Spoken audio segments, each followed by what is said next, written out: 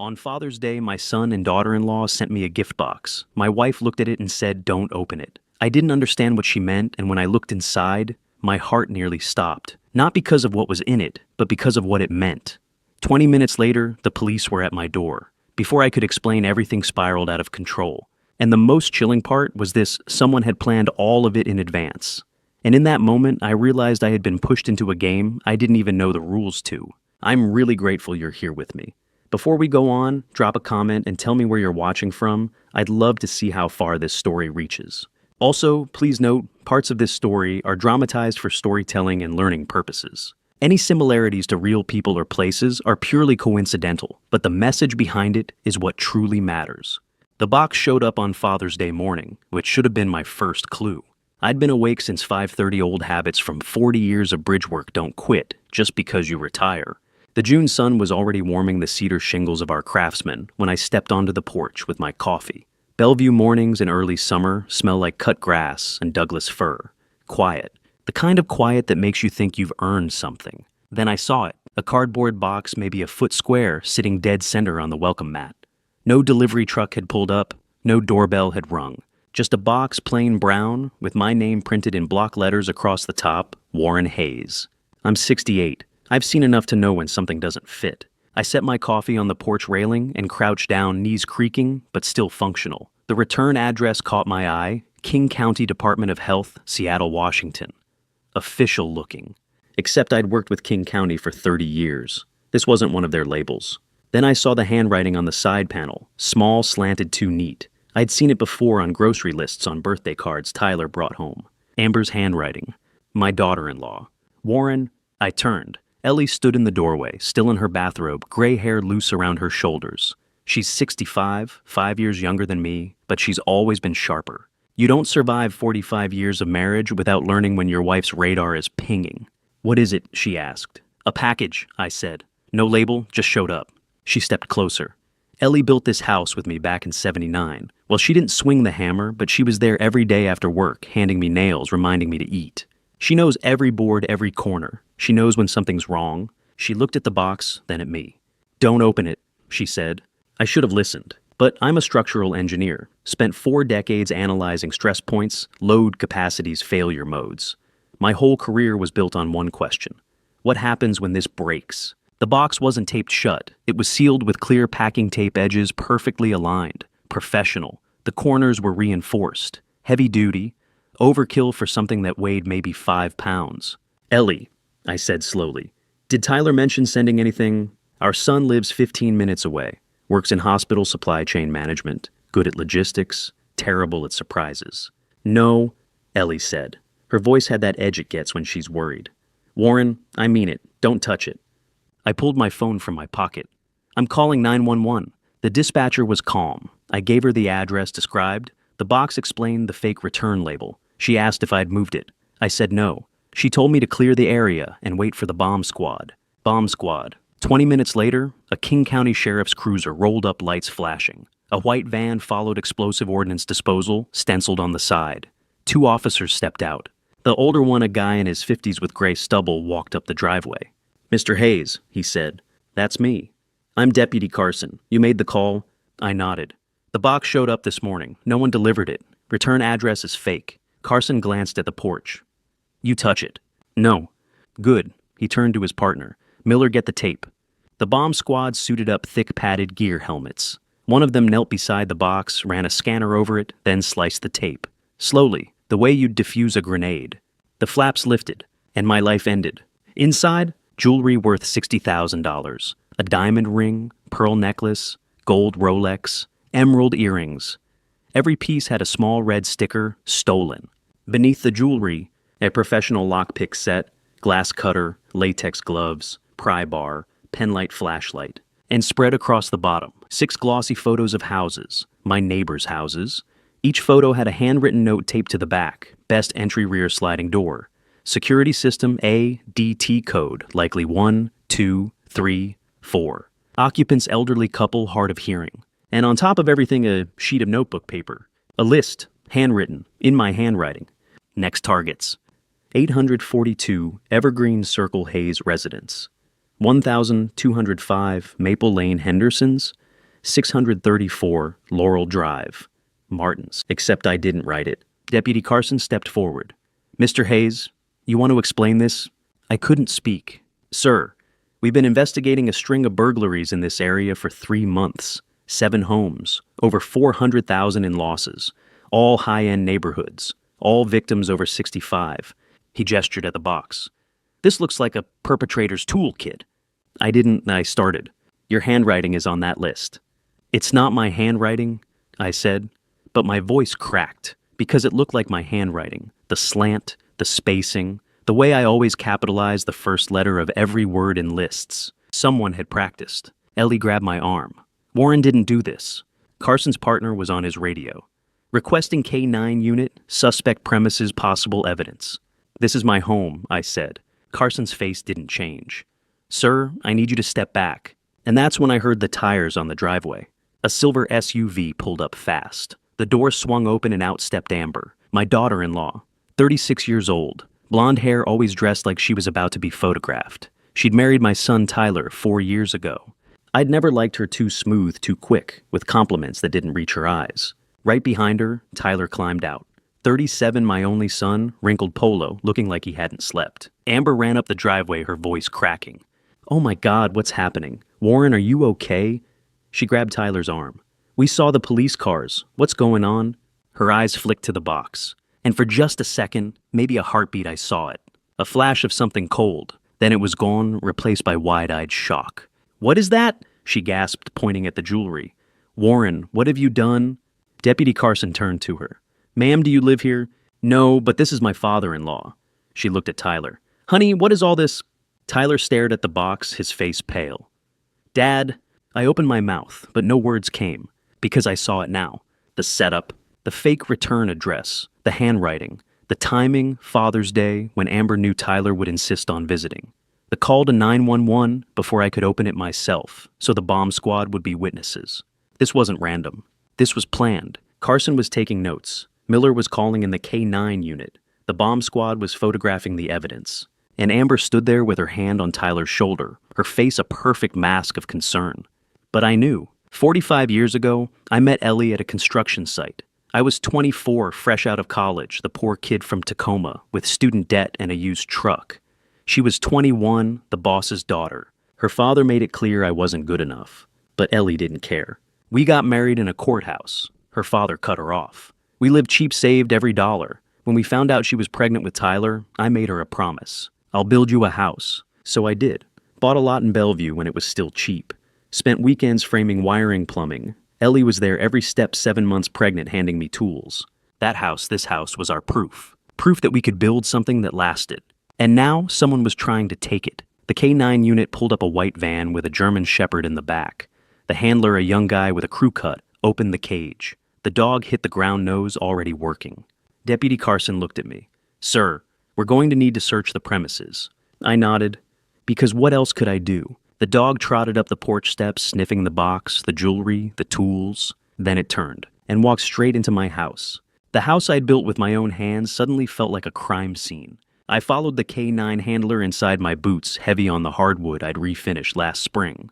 The dog, a German Shepherd named Axel, according to the patch on the handler's vest, moved fast. Nose low, sweeping left to right across the living room. Past the stone fireplace Ellie and I had rebuilt in 2003. Past the bookshelf where Tyler's Little League trophy still sat dusty and forgotten. Deputy Carson was right behind me. Sir, please stay by the door. I stopped. My house. My rules. Except they weren't my rules anymore. Axel circled the couch, sniffed the coffee table, then bolted for the staircase. The handler jogged after him. He's got something. Carson looked at me. What's upstairs?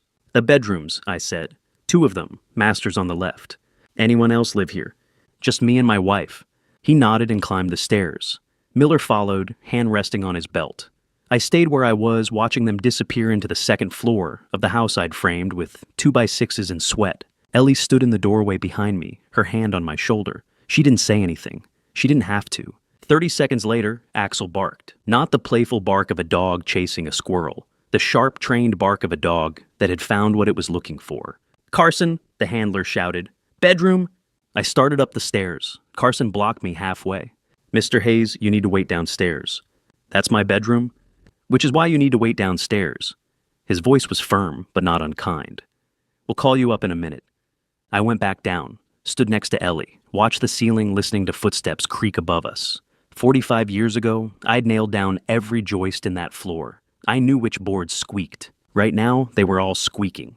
5 minutes later, Carson came down the stairs holding a black plastic bag. A garbage bag. Industrial strength, the kind you use for yard work. Except it wasn't full of leaves. It was full of cash.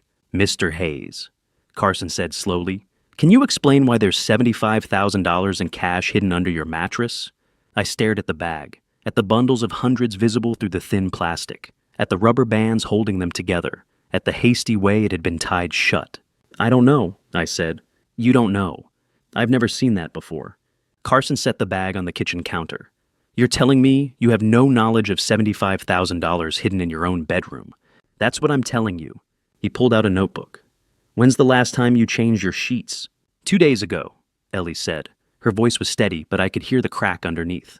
Saturday morning, I stripped the bed, vacuumed under, it flipped the mattress. There was nothing there. Carson wrote that down. And since then, we slept there last night, I said. Both of us. If there was $75,000 under the mattress, we would have noticed. Would you? I opened my mouth, closed it, because he was right. If someone had slipped a flat bag of cash under a king-size mattress while we were out, say, yesterday afternoon when we'd driven to the grocery store, would we have felt it? Would I have noticed the extra inch of height, the faint crinkle of plastic? Maybe not. And then I smelled it. Faint, chemical, sweet in a way that made my head hurt. Perfume. I'd smelled it before, every time Amber visited, every time she hugged Ellie at the door, and left that cloying scent on my wife's sweater. Cheap, overpowering. The kind of fragrance they sold at department stores in bottles shaped like stilettos. Obsidian Night. Amber's perfume. She was in our bedroom, I said. Carson looked up. Who? Amber, my daughter-in-law. She was upstairs. When? I thought back. Yesterday. We'd gone to the store around 3. Got back around 4:30. Amber had been here when we returned, said she'd stop by to drop off a Father's Day card. Ellie had invited her in for coffee. They'd sat in the kitchen for 20 minutes. I'd been outside checking the fence. Yesterday, I said. She was here yesterday. And you think she went into your bedroom? I know she did. I can smell her perfume. Carson exchanged a glance with Miller. Sir, with all due respect, a lot of people wear perfume. Not like this. I pointed at the stairs. Go up there. You'll smell it. It's all over the room. He didn't move. Please, Ellie said quietly. Just check. Carson sighed, then climbed the stairs again. I heard him open the bedroom door. Pause. Then his radio crackled. Miller, come up here. Miller jogged upstairs. A minute later, Carson came back down. There's a scent, he admitted. Could be perfume, could be air freshener, could be anything. It's Amber, I said. Even if it is, Carson said, that doesn't prove she put the money there. Then who did? He didn't answer. Outside, more vehicles were arriving. A black sedan pulled into the driveway. The door opened and out stepped a man in a gray suit, 64 silver hair combed back wire-rimmed glasses. He moved like someone who'd spent a lifetime in courtrooms and wasn't impressed by much. Marcus Dalton, my lawyer. I'd called him 15 years ago when Ellie and I set up our estate planning. He'd handled our wills, our trust, our power of attorney paperwork. He was expensive thorough, and the kind of guy who could recite case law in his sleep. He walked up to the porch, briefcase in hand, and looked at Deputy Carson. I'm Marcus Dalton, Mr. Hayes' attorney. He handed Carson a business card. I understand you're conducting a search. We are. On what grounds? Probable cause. Evidence of burglary tools and stolen property was found on the premises. Marcus glanced at me. His expression didn't change, but I saw the question in his eyes. Did you do this? I shook my head. He turned back to Carson. Has my client been read his rights? Not yet. Then he won't be answering any questions. Marcus looked at me. Warren, don't say anything. Not a word. I didn't. Not a word. I shut my mouth. Carson pulled out his handcuffs. Warren Hayes, you're under arrest for possession of stolen property and conspiracy to commit burglary. You have the right to remain silent. The words blurred. I heard them. I'd heard them 1,000 times on TV, but they didn't feel real. Not here, not in my driveway. Not with Ellie standing 6 feet away, her hand over her mouth, tears running down her face. Carson turned me around, cuffed my wrists behind my back. The metal was cold, tight. I felt the click of the lock, heard the scrape of the chain. Across the street, the Hendersons stood on their porch. Jim Henderson, 70, retired school teacher. The guy I'd helped fix his deck last summer had his arms crossed. His wife Sarah stood beside him, hand over her mouth, staring. They'd known me for 15 years. And now they were watching me get arrested. Carson walked me toward the cruiser. Miller opened the back door. I ducked my head, slid into the seat. The vinyl was hot, sticky. It smelled like sweat and regret. Through the window, I saw Ellie on the porch, Marcus's hand on her shoulder. She wasn't crying anymore, just staring, her face pale, her jaw set. I'd seen that look before. The day her father told her she couldn't marry me. The day we found out Tyler was sick when he was 3. The day I told her I was retiring early because my back couldn't take another season. It was the look that said, "We'll survive this." I wasn't sure we would. The cruiser door slammed shut. Miller climbed into the driver's seat. Carson sat beside him. The engine started. And that's when I heard it. Through the open window, just a crack just enough, I heard Amber's voice. She was standing next to Tyler by the SUV, her hand on his arm, her face tilted up toward his. Her voice was low, barely a whisper. But I caught the words. "What do we do now?" Tyler's answer was too quiet to hear. But Amber smiled, and the cruiser pulled away. By Monday morning, I'd spent 36 hours in a cell that measured 8 by 10. I didn't sleep. Couldn't. The fluorescent lights in the holding cell never turned off, and every hour someone banged on the bars to check I was still breathing. The mattress was 2 inches of foam over a steel slab. My back, 40 years of bridge work, 2 herniated discs a knee that clicked when I stood, reminded me I wasn't 24 anymore. But the worst part wasn't the cell. It was the silence. No phone call from Tyler. No message from Amber. Just me. The hum of the lights and the weight of $75,000 I'd never seen before. At 8 a.m., a guard led me down a cinder-block hallway to the interrogation room. Metal table, 2 chairs, a clock on the wall that ticked too loud. Detective Reynolds sat across from me, mid-40s. Cheap tie, coffee-stained shirt, reading glasses perched on his nose. The kind of cop who'd been doing this long enough to spot a liar at 20 paces. He had a folder in front of him, thick full of photos, reports, evidence logs. He didn't open it. "Mr. Hayes," he said, "you want to tell me about the money?" I didn't answer. Marcus had been clear. Don't say anything. Not a word. But Reynolds wasn't asking. He was waiting. So I broke the rule. "I didn't put it there," I said. Reynolds raised an eyebrow. "Who did?" "I don't know." "You don't know who put $75,000 under your mattress?" "That's right." He leaned back, tapped his pen on the table. "Mr. Hayes, I've been a detective for 20 years. I've heard a lot of stories. I don't know is usually the first one. It's the truth." "Then help me understand." He opened the folder, pulled out a photo. The black garbage bag, the bundles of cash, the rubber bands. "This was found in your bedroom, your house, your mattress. You're telling me you have no idea how it got there?" "None." "When's the last time you checked under your mattress?" "We rammed." I thought about it. "Saturday. My wife changed the sheets. She vacuums under the bed every week. There was nothing there." Reynolds wrote that down. "So between Saturday morning and Sunday afternoon, someone broke into your house, hid $75,000 under your mattress, and left without a trace." "Yes." "Why, to frame me." He set his pen down. "Mr. Hayes, with all due respect, that's a pretty elaborate frame job." "It is." "Who would do that?" I hesitated. Because saying it out loud, accusing my daughter-in-law, my son's wife, the woman who called me Dad at Thanksgiving, felt like crossing a line I couldn't uncross. But I'd already crossed it. "Amber," I said. "My daughter-in-law." Reynolds didn't blink. "Why would she do that?" "I don't know." "You don't know?" "Not yet." He studied me for a long moment. Then he pulled out another photo, the box from the porch, the jewelry, the tools, the handwritten list. "Let's talk about this," he said. "The lockpick set, the glass cutter, the stolen jewelry, all found in a package addressed to you, on your porch, on Father's Day. I didn't put it there. But you called 911 because it was suspicious.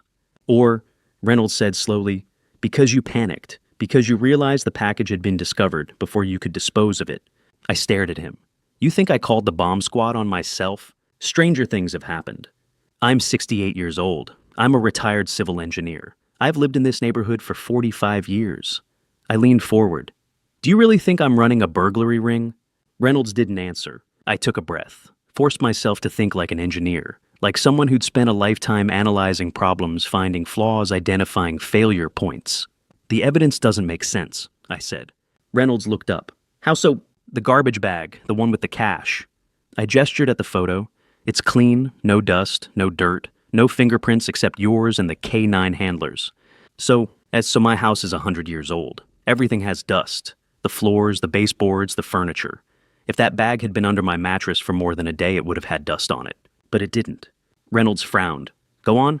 The tools in the box. The lockpick set, the glass cutter, the pry bar. They're brand new. No scratches, no oil residue, no wear marks. I pointed at the photo. If someone had used those tools to break into 7 houses over 3 months, they'd show signs of use. But they don't. He wrote that down. And the labels, I said. The red stolen stickers on the jewelry. They were printed on a color laser printer. High resolution. Professional quality. And I don't own a color laser printer. I have an old inkjet in my office. Black and white. It's 15 years old and jams every other page. I met his eyes. Whoever set this up had access to better equipment than I do. Reynolds set his pen down, looked at the photos, then at me. Interesting, he said. That was all. 3 hours later, Marcus posted bail. $150,000. Cash bond. He didn't ask where the money came from. He didn't ask if I was guilty.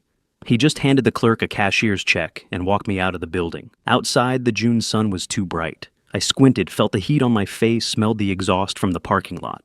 Freedom. Temporary, conditional, but still freedom. Marcus led me to his black sedan. Get in. I did. He started the engine, pulled out of the lot, and drove for 5 minutes in silence.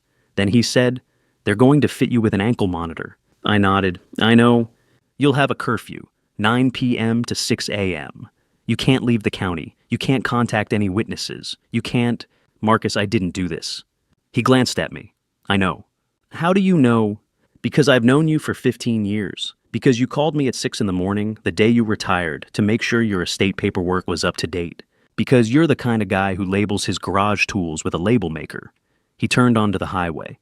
You're not a criminal, Warren. You're an engineer. And engineers don't commit crimes. They solve problems. Then help me solve this one. I'm trying. He reached into his briefcase, pulled out a folder. But there's something you need to know. What?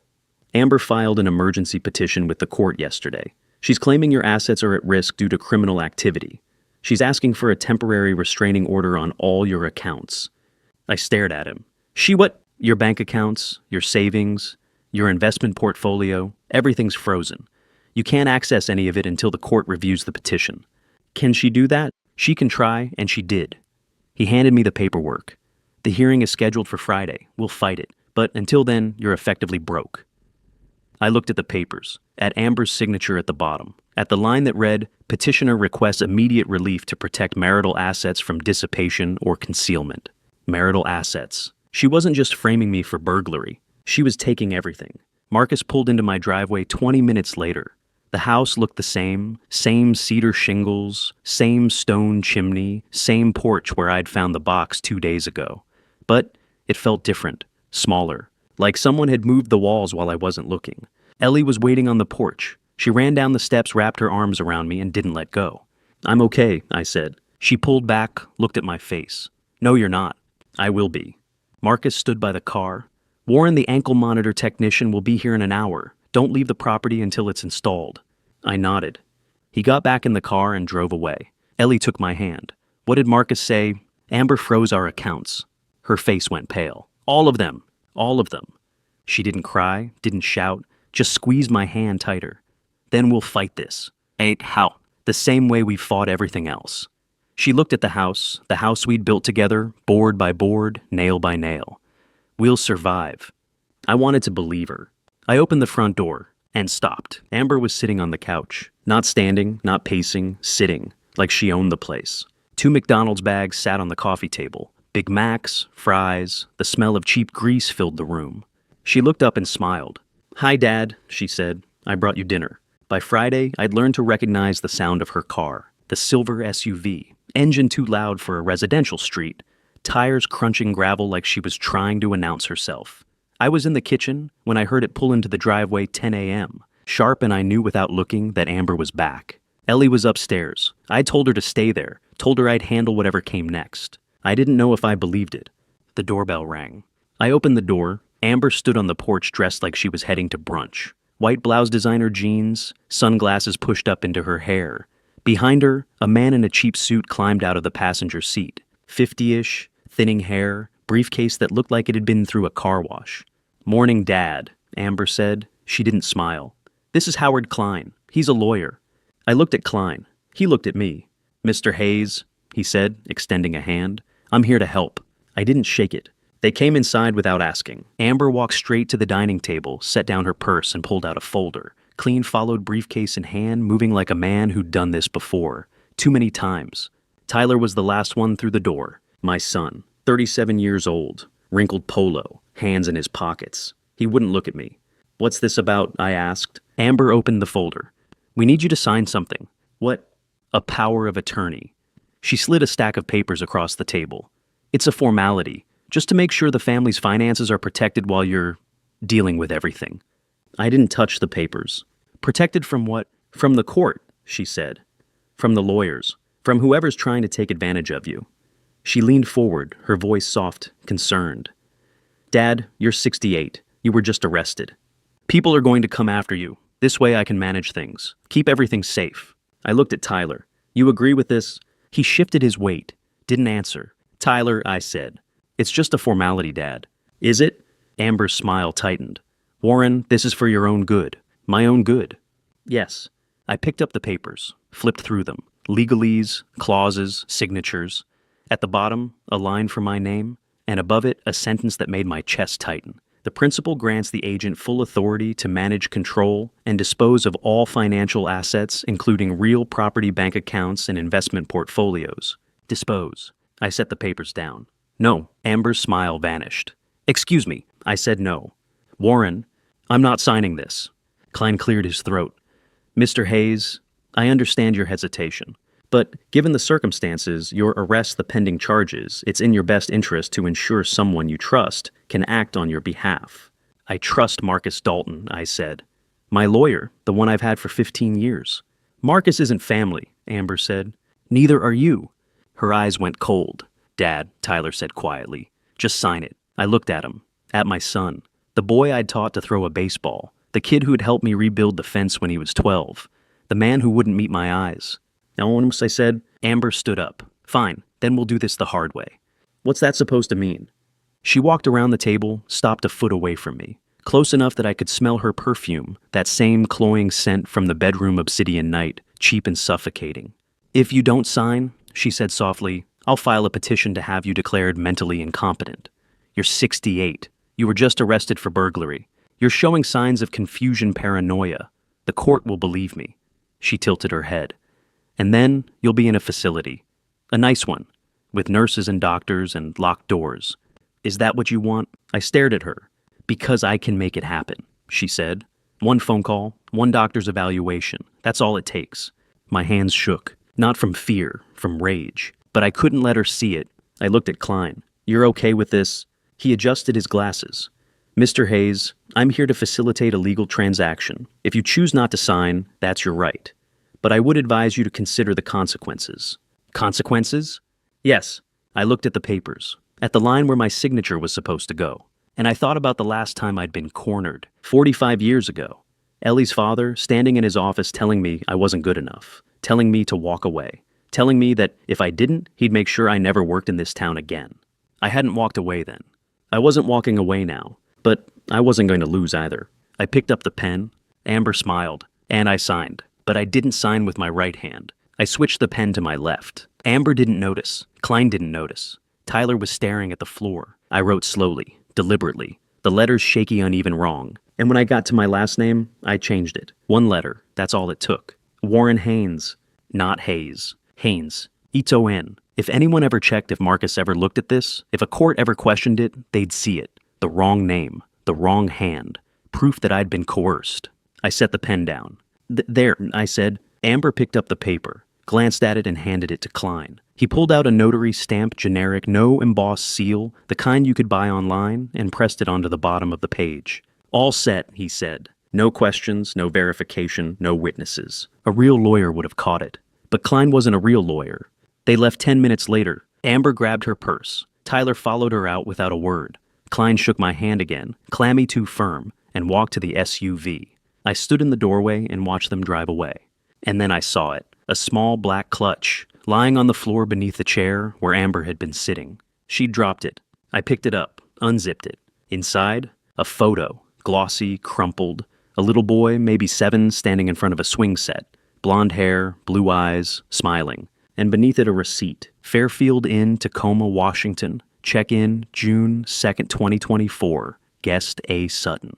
2 days before, the box showed up on my porch. I stared at the photo, at the boy. Who was he? I put the clutch in the kitchen drawer, locked it. Later, I'd call Marcus, show him the receipt, figure out what it meant. But not tonight. Tonight I heard voices downstairs. Amber's, sharp, low. Tyler's, quieter, almost pleading. I couldn't make out the words. But I heard a door slam, and then silence. I didn't sleep. Couldn't. I lay in bed next to Ellie, staring at the ceiling, replaying the argument I'd heard through the floor. Amber's voice sharp and cold. Tyler's quieter, almost pleading. The door slamming. The silence that followed. Days, what were they fighting about? By the time the sun came up, I still didn't have an answer. Tyler showed up alone at 9 the next morning. No Amber, no Klein, just him standing on the porch, hands in his pockets, looking like he hadn't slept either. I opened the door. "Dad," he said, "can we talk?" I didn't answer, just stepped aside and let him in. He walked to the living room, sat on the couch where Amber had sat 2 days ago. Same spot, same nervous energy. But this time, he looked me in the eye. "I need to ask you something," he said. I stayed standing. "Go ahead." He took a breath. "Will you plead guilty?" I stared at him. "To the burglary charges," he said. "If you plead guilty, the DA will probably offer a deal. A few years, maybe less. You're 68, first offense. They might go easy on you." "And why," I said slowly, "would I plead guilty to something I didn't do?" "Because it's the only way to protect the family." "Protect the family?" "Yeah." He leaned forward, elbows on his knees. "Dad, if you fight this, they're going to dig into everything. Bank accounts, property records, the trust. They'll freeze it all. We'll lose the house. The savings, everything. We won't lose it if I'm found innocent." "If," he looked at me. "Dad, you were arrested. There was evidence. A lot of it. Even if you didn't do it, even if someone set you up, how do you prove that? How do you convince a jury?" I didn't answer. "But if you plead guilty," he said, "it's over. Quick, clean. We keep the house, we keep the money. Amber and I can take care of things while you're away. And when you get out, everything will still be here." When Bastistor. I sat down across from him. "Tyler, listen to yourself. I am. You're asking me to go to prison for a crime I didn't commit. I'm asking you to think about the family." "The family," I said. "Which family? The one where your wife frames me for burglary? Or the one where my son asked me to take the fall?" He flinched, but he didn't back down. "Dad," he said quietly, "you're 68. I know how old I am. You're going to, he stopped, looked at the floor, then back at me. "You're going to pass eventually. Soon. Maybe not this year, maybe not next year, but you don't have much time left. I'm 37. Amber's 36. We have our whole lives ahead of us." I couldn't breathe, couldn't move. He kept going. "If you take the deal, you do a few years. You come out. You still get to see the house the grandkids we're planning to have. But if you fight this and lose, you'll die in prison. And we'll lose everything anyway." I stared at him, at my son, the boy I'd raised, the man I'd trusted. And he was asking me to throw my life away so he could keep a house. I thought about a Saturday morning 30 years ago. Tyler was 7. We were in the garage. I was teaching him how to assemble a small engine, a lawnmower motor I'd salvaged from a neighbor's trash. His hands were small, clumsy. He kept dropping the screws. But he didn't give up. And when we finally got it running, when that engine sputtered to life and filled the garage with the smell of gasoline and oil, he looked at me like I'd built the whole world. That's when I told him, "Son," I said, kneeling down so we were eye to eye, "if anyone ever tells you to do something wrong for the sake of family that's not family, that's a gang." He'd nodded. "I understand, Dad. Do you—" "Yeah, family means doing what's right, not what's easy." I'd ruffled his hair. "That's my boy." I thought he'd meant it. Knowing, I said. Tyler looked up. "What, yeah?" I said no. I'm not pleading guilty. I didn't do this, and I'm not going to say I did. "Those, Dad, I taught you better than this." I stood up. "You know what you're asking me to do. You're asking me to lie, to give up my freedom, my life, so you can keep a house you didn't build and money you didn't earn. It's not about the money. It's exactly about the money." I stepped closer. "And I don't know if this was your idea or hers, but I know one thing: the son I raised wouldn't ask me to do this." His face went red. "You don't know what it's like. You don't know what Amber—" He stopped. I waited. What I said." He shook his head, stood up. "You're going to regret this." "Am I?" "Yeah." He walked to the door, stopped, looked back at me one more time. "You are." And then he left. I stood in the empty living room for a long time. Then I reached for my watch, not the ankle monitor that was locked around my left leg, a constant weight, a reminder that I was still a suspect. This was different, a smartwatch. GPS enabled. I'd bought it 2 years ago, synced it to Marcus's phone when we'd set up the emergency contact system for the estate plan. There was a feature I'd never used before. Press and hold the side button for 3 seconds. It sends a distress signal. Location, timestamp, SOS. I pressed it, held it, felt the faint buzz of confirmation. Whether Marcus would see it, whether he'd understand, I didn't know. But it was all I had. That night, Amber brought me soup. Tomato. She carried it on a tray, set it on the kitchen table, and smiled. Made it myself, she said. Thought you could use a hot meal. I looked at the bowl, steam rising, red and thick. Thanks, I said. Go ahead, eat. I picked up the spoon, stirred, and smelled it, faint, chemical, sweet in a way that didn't belong in food. I'd worked around industrial solvents for 40 years. Concrete additives, rust inhibitors, cleaning agents. I knew that smell. Sedative, dissolved in liquid. Probably something strong, maybe benzodiazepine, maybe something worse. She wanted me unconscious. I set the spoon down, looked at Amber. She was still smiling. Eat up, Dad, she said. I didn't. I had 2 choices. Refuse and she'd know I knew, or pretend. I chose the second. You're right, I said. I should eat. Amber's smile didn't change, but her eyes did. Just a flicker, like she'd been expecting a fight and didn't get one. I picked up the spoon, dipped it into the soup, brought it to my lips. She watched. I pretended to swallow, let the liquid sit in my mouth for a second, warm, bitter chemical, then tilted my head back like I was drinking water. But I wasn't swallowing. I was holding it. And when Amber looked down at her phone, I turned slightly, leaned toward the potted fern on the side table, and let the soup dribble out. Silent. Slow. I did it again and again, a spoonful at a time, not all at once, just enough to make it look like I was eating. By the time the bowl was half empty, my hands were starting to shake. Not from the drug, I hadn't ingested enough for that, but from the act. From pretending. Amber looked up. How do you feel? Tired, I said, and I let my voice slur, just a little. Good, she set her phone down. That's good, Dad. You need rest. I nodded, let my eyelids droop. She stood up. I'll be right back. Just going to get you a blanket. She left the room, and I knew I had maybe 2 minutes. I stood up, slow, unsteady. Let my knees buckle like the drug was kicking in. My hand reached for the table, missed. I stumbled, caught myself on the chair. Then I let go, and went down. I hit the floor hard, not hard enough to hurt, just hard enough to sell it. My shoulder took the impact, my head lolled to the side. I closed my eyes, went limp. Footsteps. Warren, Ellie's voice, upstairs, panicked. I didn't move. Warren, she was running down the stairs. I heard her cross the living room, felt her hands on my face. Yet Warren, wake up. Warren, he's fine. Amber's voice, calm, cold. Ellie looked up. What did you do? He collapsed. I think it's the stress, the arrest, everything. Amber pulled out her phone. I'm calling for help. Yet I'll call 911. No.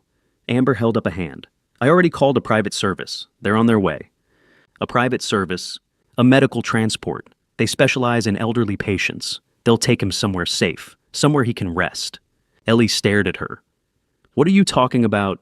He's not well, Ellie. You saw him. He's paranoid, confused. He thinks I'm trying to hurt him. That's not normal. Because you are... I'm trying to help. Amber crouched down beside me, put her hand on my wrist, checking my pulse. We need to get him evaluated, professionally, before he does something dangerous. Dangerous. To himself. To you. Amber looked at Ellie. I'm doing this for his own good. Ellie didn't answer, and I knew lying there, eyes closed, heart pounding, that she believed it.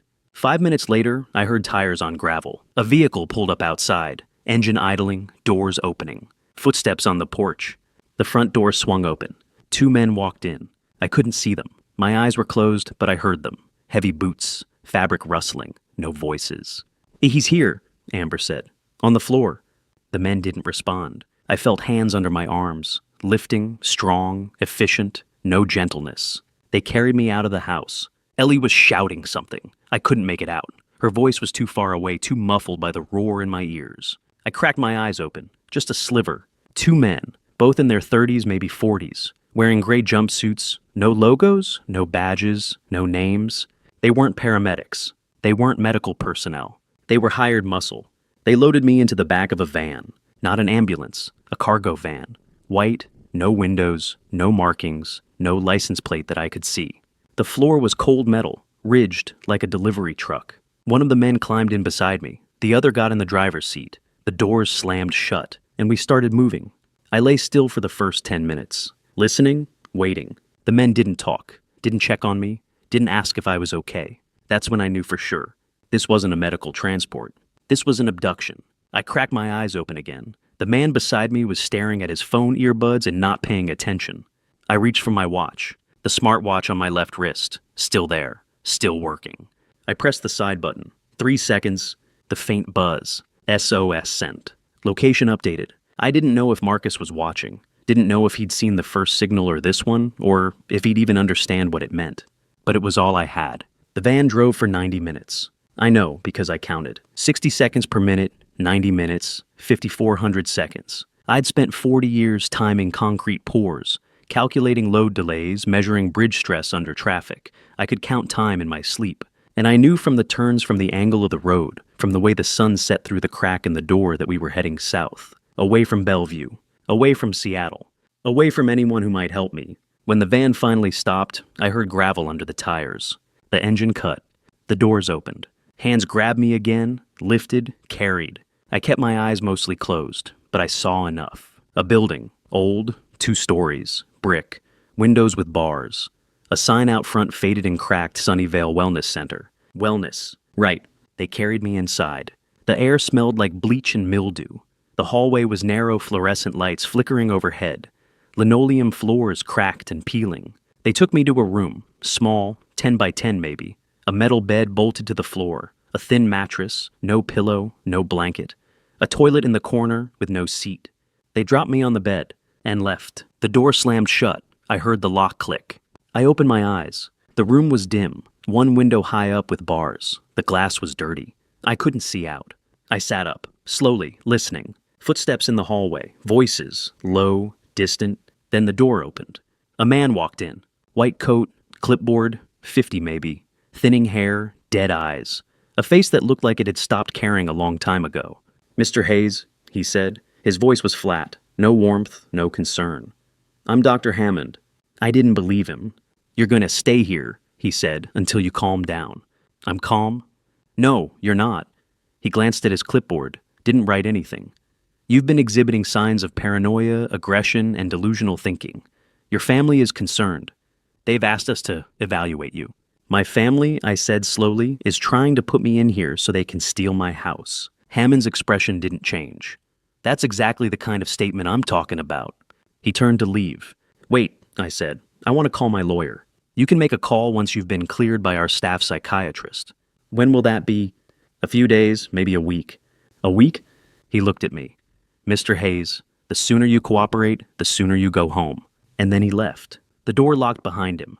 I sat on the bed, stared at the walls, thought about Ellie, about Marcus, about the GPS signal I'd sent. And I thought about the fact that no one, not the van driver, not the men in gray, not Dr. Hammond, had asked for my consent. No paperwork, no court order, no family signature. This wasn't a hospital. This was a prison. I lay back on the mattress, stared at the ceiling. And that's when I saw it. An air vent, metal grate, about 3 feet long, 1 foot wide, screwed into the drywall above the bed. 4 screws, rusty, old, the kind that would come loose with a little pressure. I'd spent 40 years analyzing structural weaknesses, load-bearing failures, stress fractures, points of collapse. And I just found one. 3 days. That's how long it took to convince them I'd given up. I ate the meals they brought gray slop that tasted like cardboard, but I choked it down. Answered Dr. Hammond's questions with one-word replies. Yes. No. Fine. Sat on the bed. Stared at the wall. Played the part of a broken old man. And they believed it. By Tuesday night, the guards stopped checking on me every hour. By Wednesday, the night shift started getting sloppy, skipping rounds, scrolling through their phones instead of watching the monitors. By Wednesday night, I had what I needed. The spoon came with dinner on Tuesday. Metal, thin, the kind they give you in cafeterias because it's cheap and bends easy. I slipped it under the mattress when the guard came to collect the tray. He didn't notice, or didn't care. That night, I worked the handle, bent it at a 45-degree angle, tested the edge against the bed frame. Sharp enough? Good enough. I waited until midnight. The hallway lights dimmed to a dull orange. The voices stopped. Somewhere down the corridor, a door slammed, then silence. I climbed onto the bed, reached up, pressed the bent spoon into the first screw. It turned. Not easy. The rust fought me. The metal squeaked, but it turned. 5 minutes for the first screw, 10 for the second. The third came loose faster. The fourth fell into my hand. I set the grate down on the bed, quiet, careful, and stared up into the darkness of the vent. The duct was tight, 2 feet wide, maybe less. Dark. I pulled myself up, elbows dragging on the metal knees, scraping against the edges. I'd done this before, 40 years ago, crawling through inspection tunnels under the I-90 bridge, checking for rust, for cracks, for failure points. You learn to breathe shallow in tight spaces, to move slow, to ignore the weight of the walls pressing in. This was the same, except I was 68 now. My back screamed. My shoulders didn't fit the way they used to. My knees ground against bone with every inch forward. But I kept moving. 50 meters, that's what I estimated. 50 meters between captivity and freedom. The duct turned left, then right, then sloped down. I followed the faint current of air, the whisper of outside, the promise of open sky. And then I saw it. Light, faint, gray, the end of the duct. I kicked the exterior vent. Once, twice, 3 times. It gave. I fell, landed in a bush. Thorns scratched my arms. My face, my ankle twisted. Pain shot up my leg. I didn't care. I stood, looked around. A parking lot, empty. 2 cars, no guards, no lights. Just the hum of a distant highway and the smell of diesel and wet pavement. I ran. 3 miles. That's how far I walked along the shoulder of Highway 1. 01, sticking to the shadows, keeping off the road when headlights appeared. My back screamed. My knees throbbed. Every step felt like someone was driving nails into my spine. But I kept moving. By the time I reached the gas station, a shell fluorescent lights buzzing 1 car at the pump, I could barely stand. I found the payphone. Ancient, scratched glass, graffiti on the metal box, but it worked. I fumbled in the coin return, found 2 quarters, dialed Marcus. He answered on the second ring. Warren, it's me. Where are you? I read the sign on the pump. Highway 101, Shell Station, mile marker 32. Stay there, I'm coming. The line went dead. Marcus arrived in 20 minutes. Black sedan, no questions. He opened the passenger door and I climbed in. My hands were shaking. My shirt was torn. Blood on my knuckles from the vent screws. He looked at me. Are you hurt? I'm fine. You're not? I'm fine. He didn't argue. Just put the car in gear and drove. We pulled up to the Four Seasons 40 minutes later. Downtown Seattle. Glass tower, valet parking. Marcus handed the keys to a young guy in a vest and led me inside. The lobby was marble and gold, too bright, too clean. I felt like I didn't belong, but Marcus didn't stop. He walked straight to the elevators, pressed the button for the 40th floor. We rode up in silence. The doors opened, and there was Ellie. She ran to me, threw her arms around me, and cried. I held her, didn't let go, felt her shake against my chest, felt her fingers dig into my back like she was afraid I'd disappear again. I thought I'd lost you, she whispered. I'm here, I said. I'm here. She pulled back, looked at my face, at the scratches, the bruises, the blood. What did they do to you? They tried to keep me, but you got out. I got out. She kissed me, soft, then harder, then buried her face in my shoulder and didn't let go. Marcus stood by the window, arms crossed, watching the city lights 40 stories below. I tracked the GPS signal, he said. I knew where you were, but I couldn't go to the police. I looked up. Why not? Because Amber has that power of attorney. If you'd reported an abduction, she'd claim you were delusional, paranoid, suffering from stress-induced psychosis. The courts would side with her. The courts would commit you. He turned to face me. Legally this time, to a real psychiatric facility, with a judge's signature, and then you'd be gone, for good. I stared at him. We need evidence, he said, solid, undeniable, before we move. Evidence of what? Everything. He walked to the desk, opened his laptop. I've been digging, and I found something. What? He turned the screen toward me.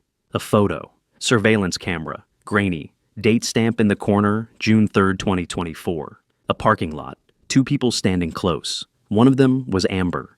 The other was a man. 32 maybe, tall, brown hair, dressed in jeans and a t-shirt. Nothing special, nothing that stood out, except he was kissing my daughter-in-law. I stared at the screen, at the man, at Amber's hands on his chest, at the way she leaned into him, at the way he held her like he'd done it 1,000 times before. "Who is he?" I asked. Marcus's face was grim. "That," he said, "is what we need to find out." Sunday morning, 4 days after I'd escaped from Sunnyvale, I sat in the Four Seasons suite while Marcus spread a thick manila folder across the coffee table. Ellie sat beside me, her hand wrapped around a mug of coffee she hadn't touched. The folder was labeled Amber Sutton, Background Investigation. Marcus tapped the cover.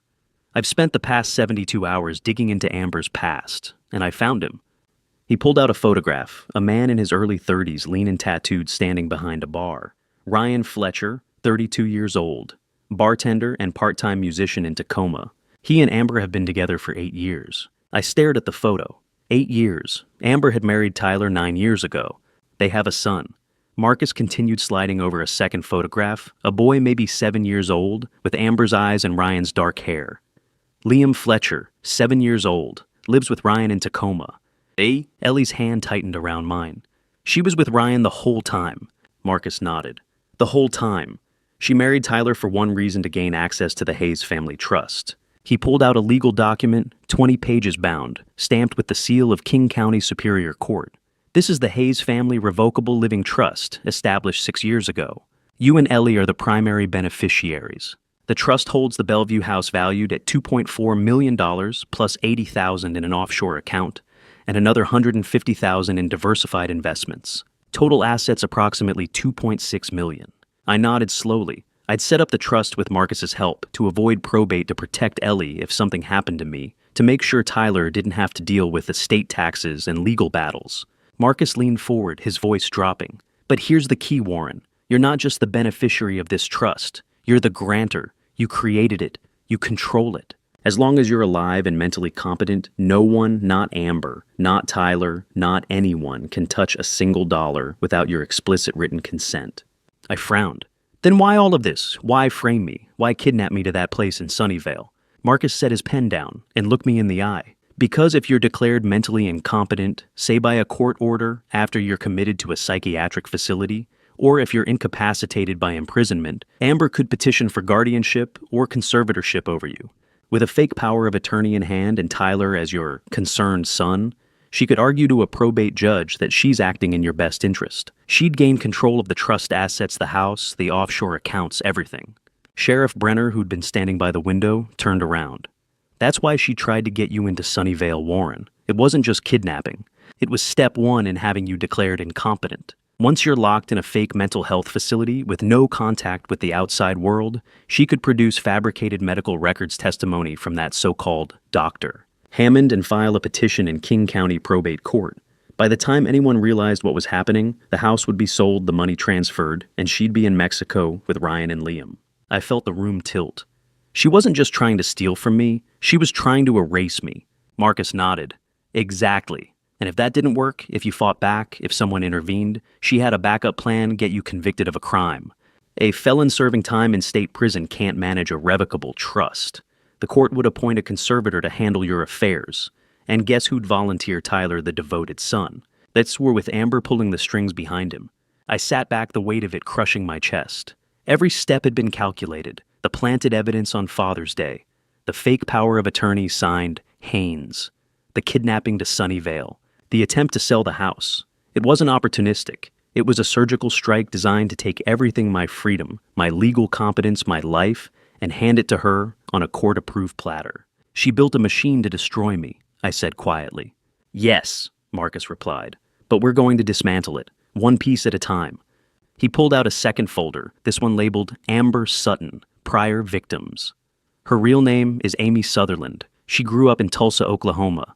Abusive alcoholic father. She left home at 18 and spent the next decade running cons. Between 2012 and 2020, she defrauded 4 elderly men, ages 65 to 78, out of a combined $300,000. She'd marry them, forge documents, drain their accounts, and disappear.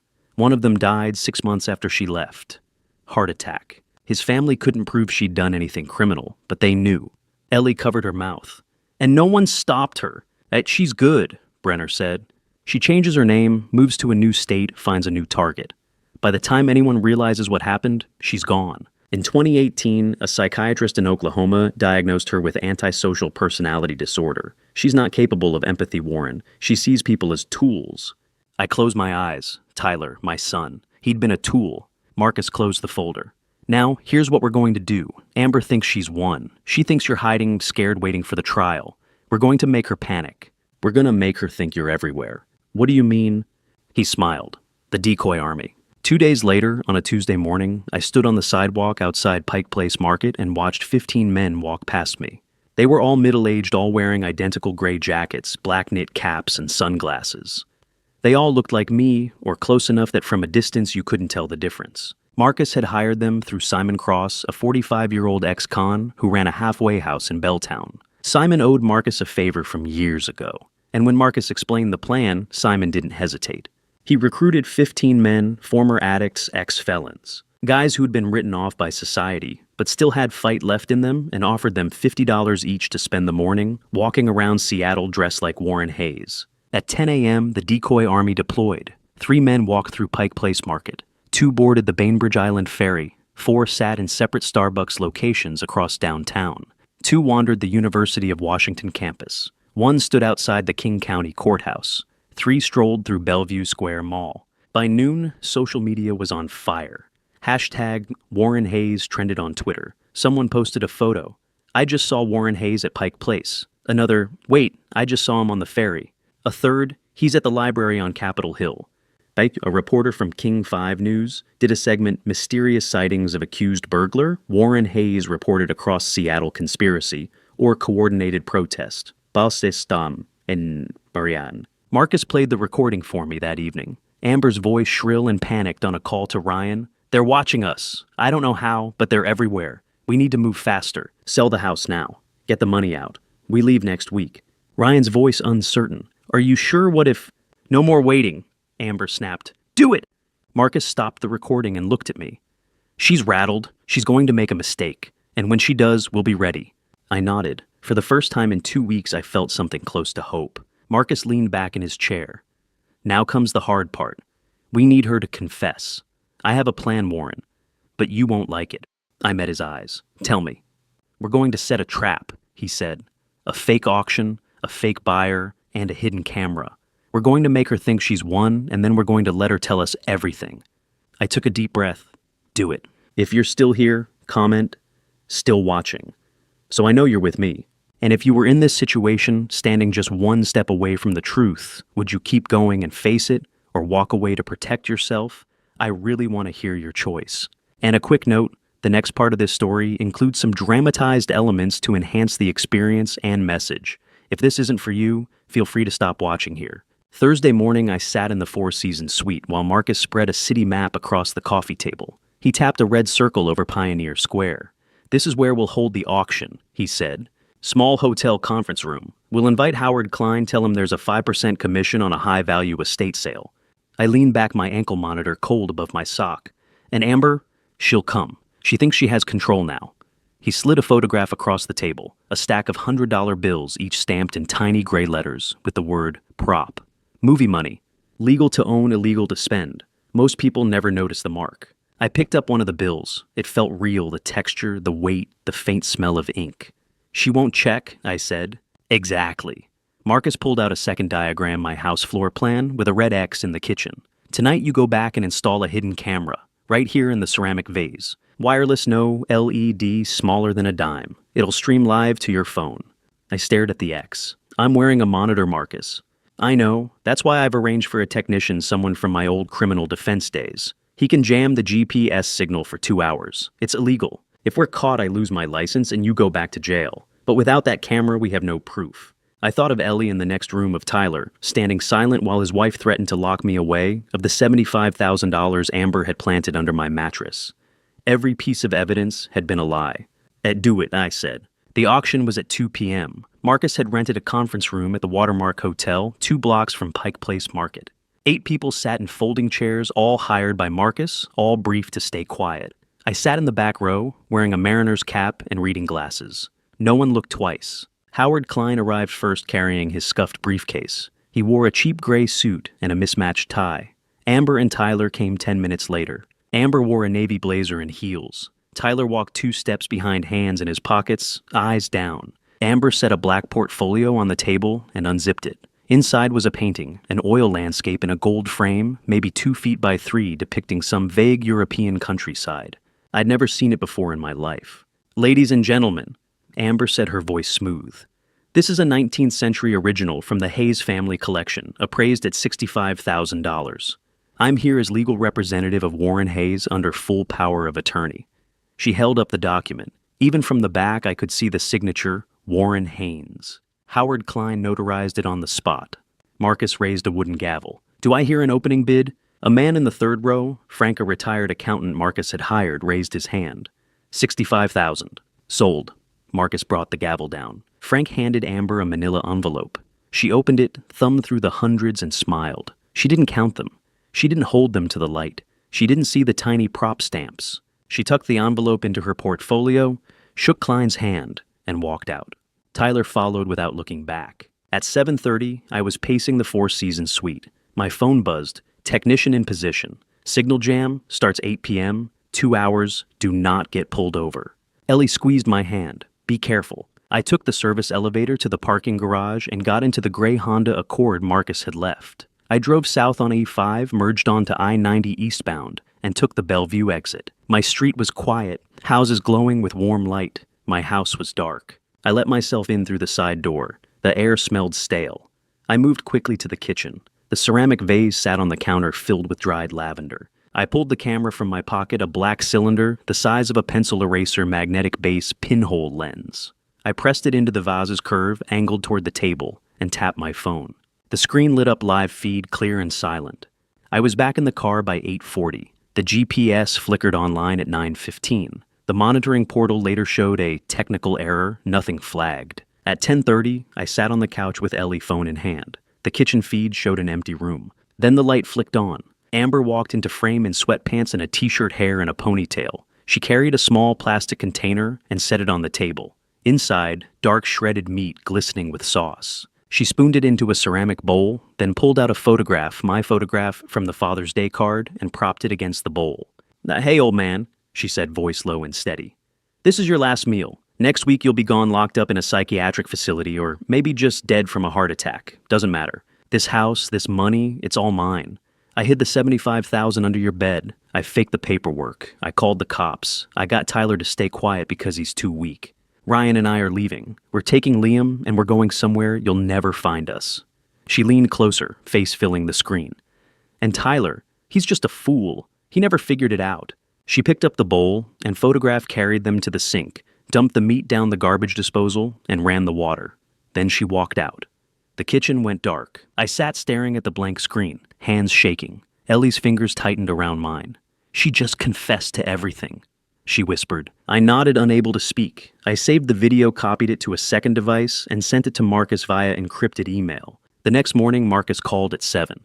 "Amber just scheduled an appointment with a title company for 2 p.m. today. She's trying to sell the house $2.4 million. She'll use that fake power of attorney and try to close before you can stop her."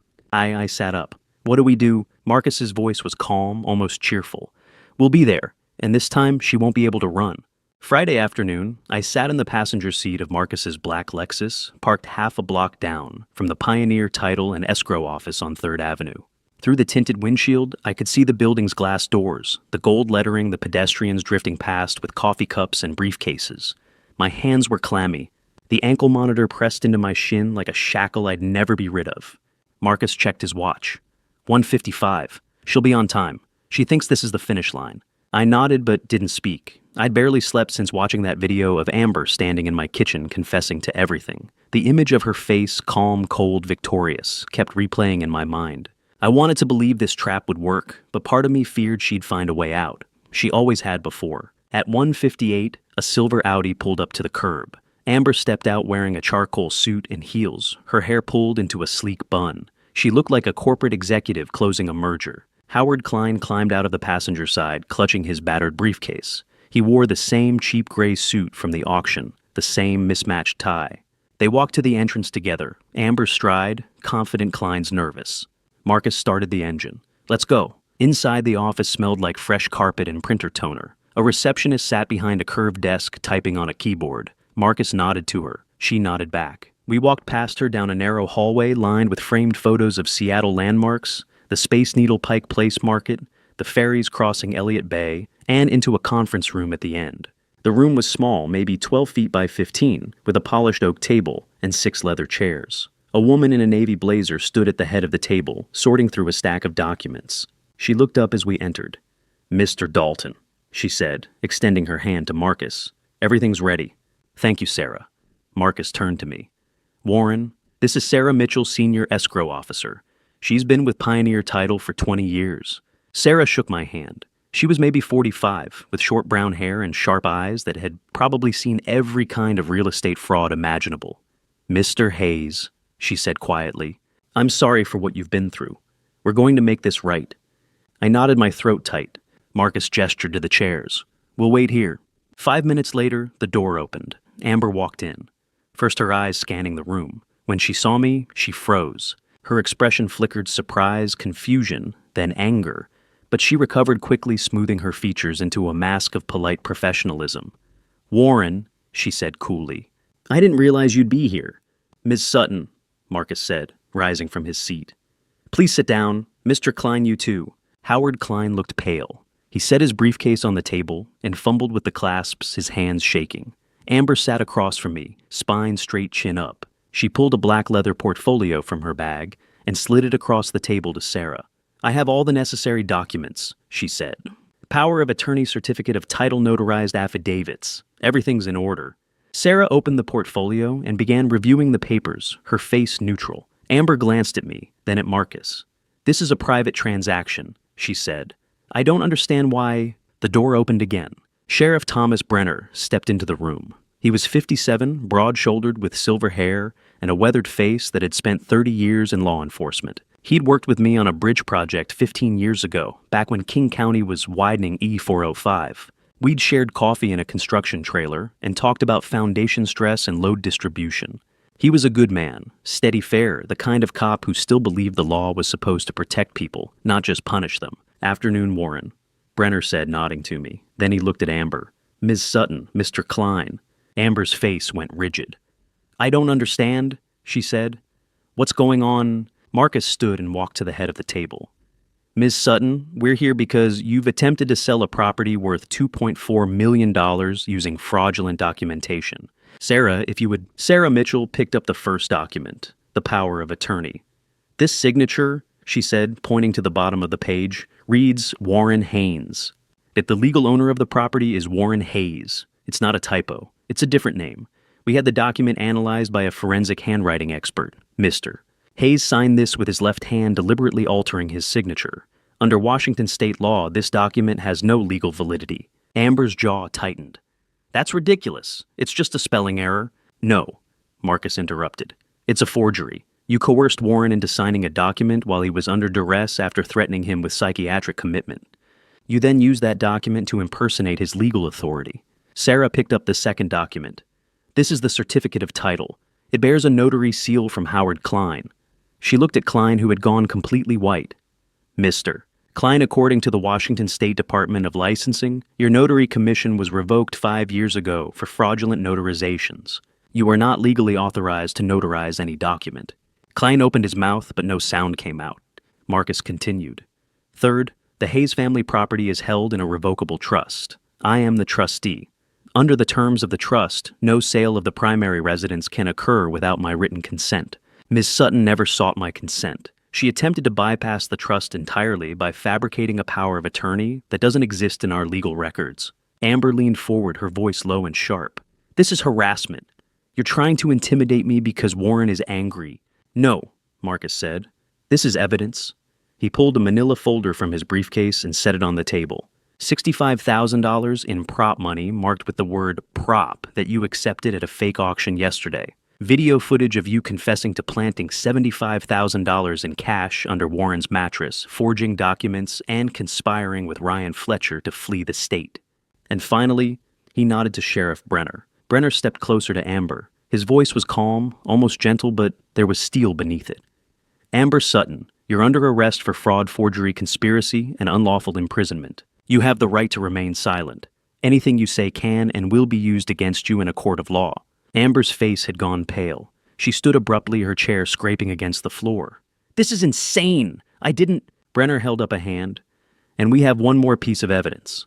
He pulled a clear plastic evidence bag from his jacket pocket. Inside was a strip of packing tape dusted with black fingerprint powder. Your fingerprints, Ms. Sutton, on the tape inside the gift box that was delivered to Warren Hayes on Father's Day. The box containing stolen jewelry, burglary tools, and a handwritten note. You planted that evidence. We know it, and now we can prove it. For the first time since I'd met her, Amber had nothing to say. Her mouth opened then closed. Her hands, which had been so steady, began to tremble. Brenner turned to Howard Klein. Mr. Klein, you're also under arrest as an accessory to fraud. Klein slumped in his chair, head in his hands. Two deputies appeared in the doorway. Brenner gestured to them, and they moved forward with handcuffs. Amber jerked her arm away when the first deputy reached for her, but he was calm, professional, and within seconds her wrists were cuffed behind her back. She looked at me, her eyes blazing with fury. You'll regret this, she hissed. I met her gaze and said nothing. There was nothing left to say. Monday evening, I sat in the Four Seasons suite staring at the Seattle skyline through the floor-to-ceiling windows. The city lights blurred into streaks of gold and white. Somewhere out there, Amber was in a holding cell at the King County Jail, and I should have felt relief, maybe even triumph. But all I felt was tired. Ellie had gone to bed an hour ago. I'd told her I'd join her soon, but I couldn't move. I just kept replaying that moment in the title company office when Amber's face went pale when she finally ran out of lies. The door clicked open. Marcus walked in carrying his briefcase and a thick manila folder. He looked exhausted. His tie was loose, his shirt wrinkled, his eyes red-rimmed. He dropped into the chair across from me and let out a long breath. She confessed, he said. I didn't respond right away. I just nodded. I'd known it was coming, but hearing the words made it real. Marcus opened the folder and pulled out a photograph. It showed a strip of clear packing tape dusted with black fingerprint powder mounted on a white card. And this is the tape from inside the Father's Day box, he said. The forensic lab used cyanoacrylate fuming. Basically, they exposed the tape to superglue vapor. The fumes bond with the oils and sweat and fingerprints, even on the sticky side. It's a specialized technique, expensive, only used for major cases. Sheriff Brenner pushed for it. And why I asked, why would Brenner risk his career for this? Marcus set the photo down. Because 20 years ago, his father lost everything to a real estate con artist. Fake power of attorney, forged deeds, the whole setup. Brenner's father couldn't prove it in time. He lost his house, his savings. He died 6 months later, heart attack, but Brenner says it was really a broken heart. When Brenner saw your case, he recognized the pattern. He wasn't going to let it happen again. I swallowed hard. I'd known Brenner was a good cop, but I hadn't known that. Bob, Marcus tapped the photograph. Amber's fingerprints are all over the sticky side of this tape. That means she handled it when she was sealing the box. She didn't just deliver it, she packed it. She planted everything inside. Did she admit it? Not at first. Marcus pulled out a second sheet, a transcript. Brenner brought her into the interrogation room this afternoon. She tried to play it cool, said the fingerprints must have gotten there accidentally, that maybe she'd touched the tape when she was helping Warren organize his workshop. But then Brenner played the video. The one from my kitchen? Marcus nodded. The one where she stands over the bowl and confesses everything. We had her voice on record saying she planted the money, forged the documents, called the cops. Once she saw that, she broke. He flipped through the transcript. Here's what she said. I met Ryan Fletcher 8 years ago. We have a son, Liam. He's 7. I married Tyler to get access to Warren's money. I planned this for 2 years. I bought the stolen jewelry from a black market broker named Eddie Voss. He operates out of Tacoma deals and high-end goods taken from burglaries. I paid Simon Cross to give me a list of real homes that had been robbed in the area. I called in an anonymous tip 2 weeks before Father's Day, told the police to watch Warren. Then on Father's Day, I called 911 myself. I made it look like I was panicking, like I'd just discovered the box. But really, I wanted to control the narrative. I wanted them to think Warren was trying to hide it. I closed my eyes. Every word was a knife. Marcus continued. Brenner dug into her background. Her real name is Amy Sutherland. She grew up in Tulsa, Oklahoma. Her father was an alcoholic abusive. She left home at 18 and spent the next decade running cons. Between 2012 and 2020, she defrauded 4 men, elderly, wealthy, vulnerable, out of a combined $300,000. She'd marry them, forge documents, drain their accounts, and disappear. In 2018, a psychiatrist in Oklahoma diagnosed her with antisocial personality disorder. She's not capable of empathy, Warren. She sees people as tools. I opened my eyes, and Tyler, Marcus's expression darkened. She used him, that's all. She saw an opportunity young man with an old wealthy father, and she took it. According to the confession, she planned to divorce Tyler as soon as you were gone. She even wrote it in a journal we found at Ryan's apartment in Tacoma. He pulled out a photocopy of a handwritten page. The script was neat, almost elegant. Tyler is too weak. After Warren is gone, hospital, prison, whatever, I'll file for divorce. Ryan and I will take Liam and move to Mexico. $2 million is enough to disappear forever. Tyler will never figure it out. He's too much of a coward to even ask questions. I stared at the page. I thought about my son, the boy I'd taught to build things, to fix engines, to solve problems with patience and precision. Somewhere along the way, I'd failed him. I'd raised a man who couldn't stand up to his own wife. "Where's Tyler now?" I asked. "He's staying with a friend in Tacoma. Brenner interviewed him yesterday. Tyler claims he didn't know the full extent of Amber's plan, says he thought she was just trying to protect the family assets during your legal trouble. Ryan didn't know about the planted evidence, but he also didn't stop her. He stood by and let it happen." I nodded slowly. "That's almost worse." Marcus didn't disagree. He closed the folder. "Amber's being held without bail. The prosecutor is charging her with fraud, forgery, conspiracy, unlawful imprisonment, and elder abuse. The trial is set for day 90 20 days from now. With the fingerprint evidence, the video confession, the black market jewelry, and her history, the DA thinks this is a slam dunk." I sat back, letting the silence settle over us. Outside, a ferry horn sounded across Elliott Bay, low and mournful. "She didn't just want the money," I said finally. "She wanted to destroy everything. The house I built, the trust I set up for Tyler, my reputation. She wanted to erase me." Marcus met my eyes. "But she didn't. You're still here, and we're going to make sure she never does this to anyone else." I nodded. For the first time in 70 days, I felt something close to hope. Day 83. I was really home for the first time in nearly 3 months. The ankle monitor was gone. The charges had been dropped 2 weeks earlier, the same day Amber confessed. The house smelled like Ellie's lavender candles again, not stale air and silence. I'd spent the morning fixing the loose hinge on the kitchen cabinet, a task I'd been putting off for 6 months before this nightmare began. It felt good to hold a screwdriver again, to tighten screws and test the swing of a door. Small things. Normal things.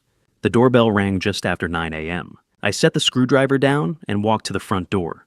Through the frosted glass, I could see a figure standing on the porch, hands in pockets, shoulders hunched. I opened the door. Tyler. He looked terrible. His face was pale, his eyes red-rimmed and swollen. He'd lost weight. His shirt hung loose on his frame, and his jeans were cinched tight with a belt. He didn't say anything at first. He just stood there staring at the doormat. "Dad," he said, finally, his voice cracking. "Can I come in?" I stepped aside. We sat in the living room, the same room where Amber had once stood, with Howard Klein, demanding I sign away my life. Tyler sat on the edge of the couch, elbows on his knees, hands clasped. Ellie brought us coffee but didn't stay.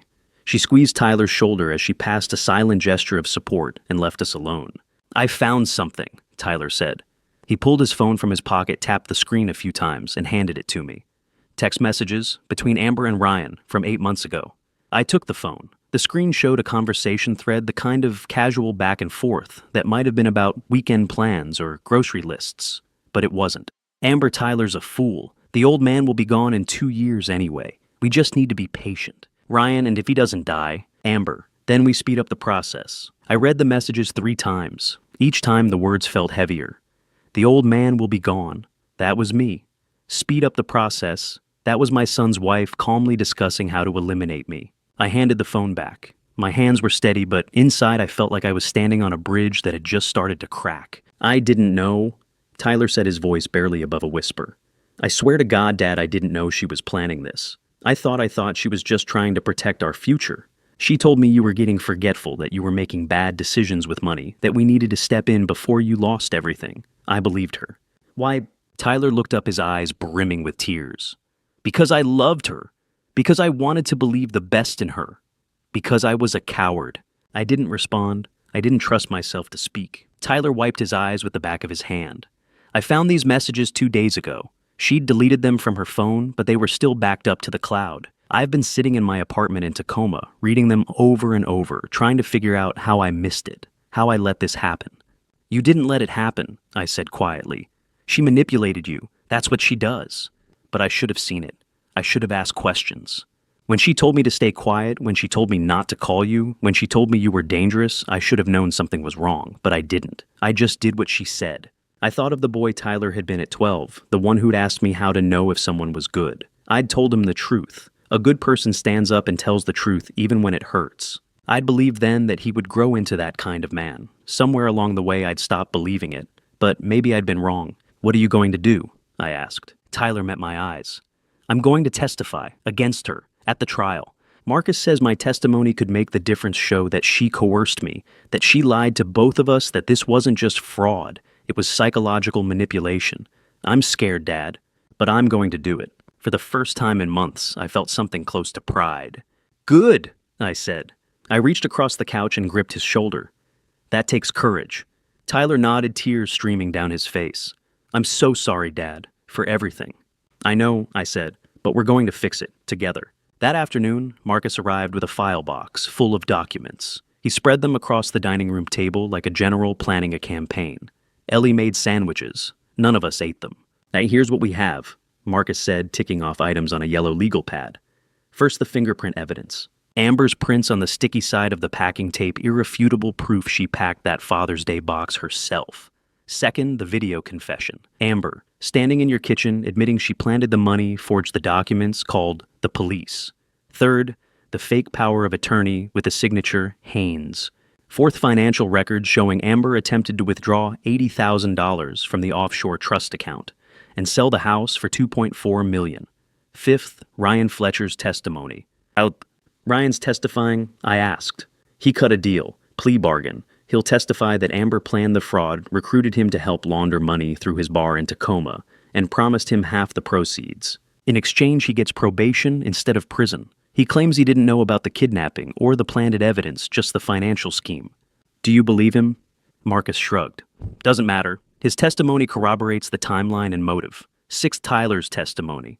He'll describe how Amber coerced him, showed him fake evidence of your supposed dementia, and threatened to leave him if he didn't cooperate. Seventh, we have records of Amber's prior victims, Amy Sutherland's trail of fraud across Oklahoma, Texas, and Nevada. 4 men, $300,000, all of them elderly, all of them vulnerable.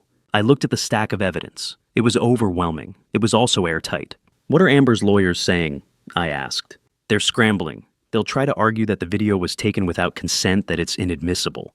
But Washington is a two-party consent state for private conversations. However, the video was taken in your house, which you own, and Amber had no reasonable expectation of privacy in a home she was attempting to steal.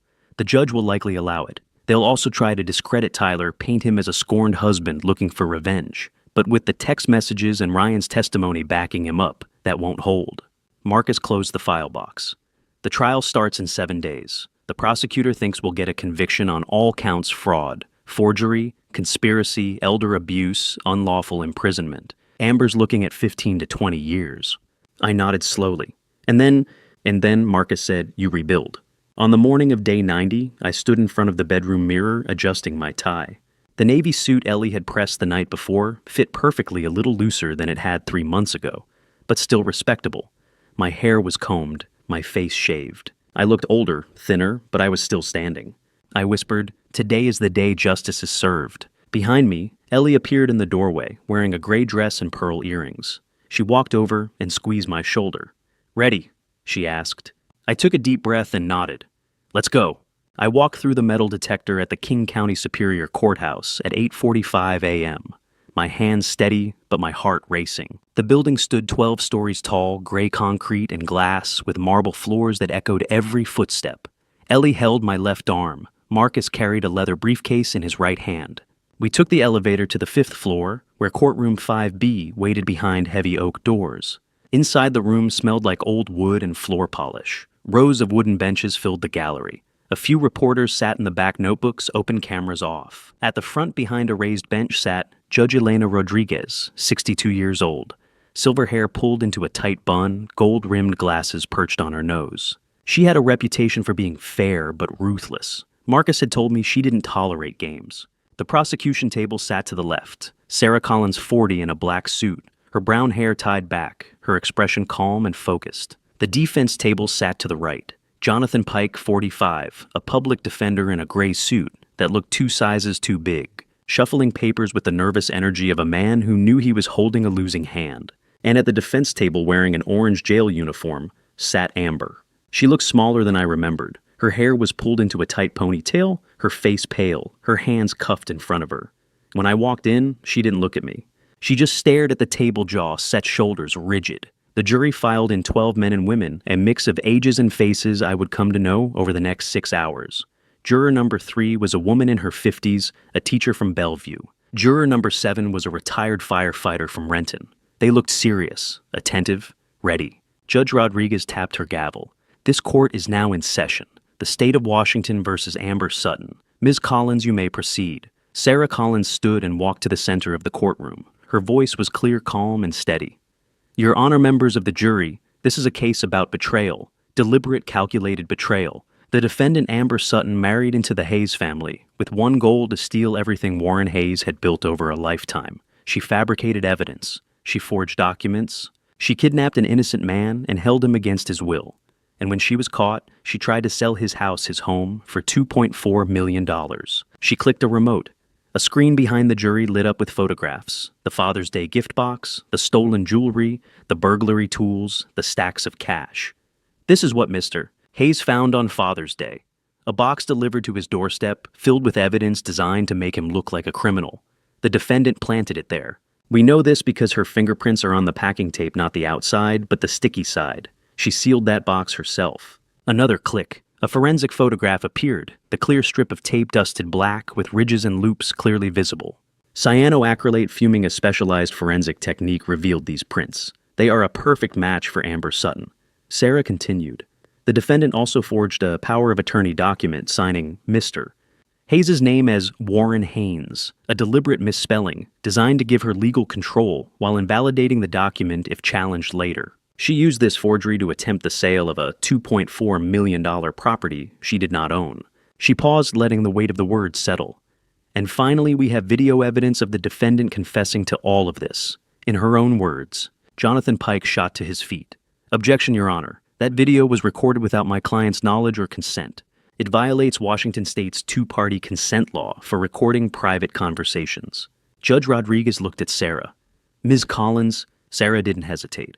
Your Honor, Washington is indeed a two-party consent state under RCW 9.73.030. However, the video in question was recorded in Mr. Hayes' home, a home the defendant was actively attempting to steal. She had no reasonable expectation of privacy in a residence she was committing fraud against. Additionally, the video captures the defendant confessing to an ongoing crime. Under the ongoing crime exception, the recording is admissible. Judge Rodriguez studied the paperwork for a long moment. Then she looked up. I agree. The video documents a confession to an active criminal conspiracy occurring on the victim's property. The defendant had no legitimate expectation of privacy. The evidence is admissible. Objection overruled. Pike sat down defeated. Sarah clicked the remote. The screen went black. Then the video began. The courtroom went silent. Amber's voice filled the room, low, steady, cold. I watched the jury. Juror number 3. The teacher pressed a tissue to her eyes. Juror number 7. The firefighter leaned forward, his face tightening into a scowl of disgust. On the screen, Amber stood in my kitchen, holding a bowl of prohibited meat, my photograph propped beside it, and spoke. Hey, old man, this is your last meal. Next week, you'll be gone, locked up in a psychiatric facility, or maybe just dead from a heart attack. This house, this money, it's all mine. I hid the $75,000 under your bed. I faked the paperwork. I called the cops. Ryan and I are leaving. Tyler, he's just a fool. The screen went dark. The silence that followed felt like a held breath. Judge Rodriguez looked at the jury. Ladies and gentlemen, you may take notes. We will continue. An hour later, Tyler was called to the stand. He walked to the witness box, slowly, his eyes on the floor. He wore a dark suit, one I'd bought him 5 years ago for a job interview. He sat, placed his hand on the Bible, and swore to tell the truth. Sarah Collins asked him simple questions. Tyler answered quietly, his voice shaking. I loved Amber. I believed her when she said my father was making bad financial decisions, that he was forgetful, that we needed to protect the family. I didn't know she was lying. I didn't know about the planted evidence, the fake documents, the kidnapping. I was blind. And now? Sarah asked. Tyler looked at me for the first time. I'm sorry, Dad. I should have seen it. I should have asked questions. I failed you. From the defense table, Amber's voice cut through the room like a blade. Tyler, you betrayed me. Judge Rodriguez's gavel slammed down. Order Ms. Sutton one more outburst and you will be removed from this courtroom. Do you understand? Damned. Taigban Sactus. Amber's lawyer pulled her back into her seat. She didn't say another word. At 2 p.m., the jury was dismissed for deliberation. Marcus, Ellie, and I sat in a waiting room down the hall drinking bad coffee from a vending machine. The minutes dragged. 3 hours turned into 3.5. At 5:30 p.m., the bailiff returned. The jury has reached a verdict. We filed back into the courtroom. The jury sat, faces unreadable. Judge Rodriguez looked at the foreman. Has the jury reached a verdict? The foreman, a man in his 60s, stood. We have, Your Honor. On the charge of fraud, how do you find guilty? On the charge of forgery, stars, underwagt. Guilty. On the charge of unlawful imprisonments, guilty. On the charge of elder financial abuse, guilty. Amber didn't move. She just stared straight ahead, her face blank. Judge Rodriguez looked at her.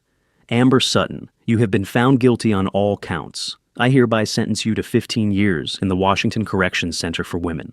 You will not be eligible for parole for the first 10 years. This court is adjourned. The gavel fell. Outside, reporters swarmed the courthouse steps. Cameras flashed. Voices shouted questions. I didn't answer. I just walked Ellie on one side, Marcus on the other. Tyler stood beneath a maple tree waiting. His face was pale, his eyes red and swollen. He stepped forward as I approached. He said quietly, "Can I come home?" I stood there for 10 seconds, the longest silence of my life.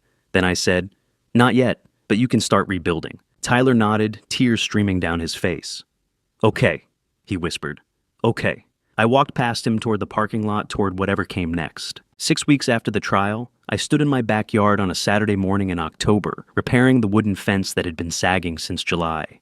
The air smelled like wood smoke and wet leaves. Maple trees along the property line had turned gold and red, and the grass was still damp from the night's rain. I'd forgotten how good it felt to work with my hands again, to measure, to cut, to nail, to fix something broken. Ellie stepped out onto the back porch carrying a cardboard box. "Warren," she called. "You need to see this." I set the hammer down and walked over. The box was full of letters, white envelopes, yellow envelopes, some with handwritten addresses, some printed. There had to be 200 of them. "They've been coming all week," Ellie said, "from all over the country." I picked up the first one. The return address read, Margaret Thompson, Portland, Oregon. I opened it. "Dear Mr. Hayes, I watched your story on the news. My daughter-in-law tried to take my house last year. I didn't have the courage to fight, but your story gave me hope. I hired a lawyer. I'm still in my home. Thank you." I picked up another. Robert Collins, Phoenix, Arizona. "Mr. Hayes, my nephew, forged my signature on a reverse mortgage. I lost $200,000 before I figured it out. I reported him last month. Your courage gave me courage." And another. Linda Martinez, Miami, Florida. "Mr. Hayes, my son, stole $50,000 from my retirement account. I reported him to the police last week. I never would have done it without hearing your story. Thank you for standing up." I stood there reading letter after letter, my chest tight. These weren't just thank you notes. These were confessions, pleas, stories of betrayal from children, grandchildren, spouses, caregivers. People who'd been too afraid, too ashamed, too tired to fight back, until they'd seen that someone else had. Ellie squeezed my shoulder. "You did this, Warren. You gave them permission to fight." I nodded, unable to speak. That evening, I sat at the kitchen table with Marcus and Sheriff Brenner. The letters were spread across the surface like a map of broken trust. "There are 200 letters here," I said. 200 people who needed help and didn't know where to turn. How many more are out there? How many people just gave up? Marcus leaned back in his chair. Thousands. Elder financial abuse is one of the fastest growing crimes in the country. Most victims never report it because the abuser is family. "Then we need to do something," I said. "I have $75,000, the money Amber hid under my mattress. The court returned it to me after the trial. I want to use it to start a foundation." Brenner raised an eyebrow. "What kind of foundation?" "One that helps people like the ones who wrote these letters. Free legal advice, a hotline, training for law enforcement. Something that says you're not alone, we can help." Marcus smiled. "The Hayes Foundation for Elder Protection." I nodded. "Exactly. Over the next 2 weeks we built it. Marcus handled the legal paperwork, nonprofit status, bylaws, tax exemptions. Brenner designed a security protocol and recruited 2 retired detectives to staff a 24/7 hotline 1-800-HAYES-HELP. We partnered with 3 law firms in Seattle who agreed to provide pro bono consultations for victims of elder abuse. We set up a website. We printed brochures. By mid-November, the Hayes Foundation was real. One afternoon, a month after I'd read those first letters, Ellie handed me a single envelope. It had no return address, but I recognized the handwriting immediately. Tyler. I stared at it for a long time before opening it. Dad. I'm writing this from Tacoma. I've been going to therapy with Dr. Miller twice a week. He's helping me understand how I let Amber manipulate me, how I ignored the warning signs, how I failed you. I know saying I'm sorry isn't enough. Words are cheap. But I'm trying to do more than talk. I have been volunteering at the Tacoma homeless shelter 3 days a week. I serve meals, clean the kitchen, listen to people's stories. A lot of them have been betrayed by their families too.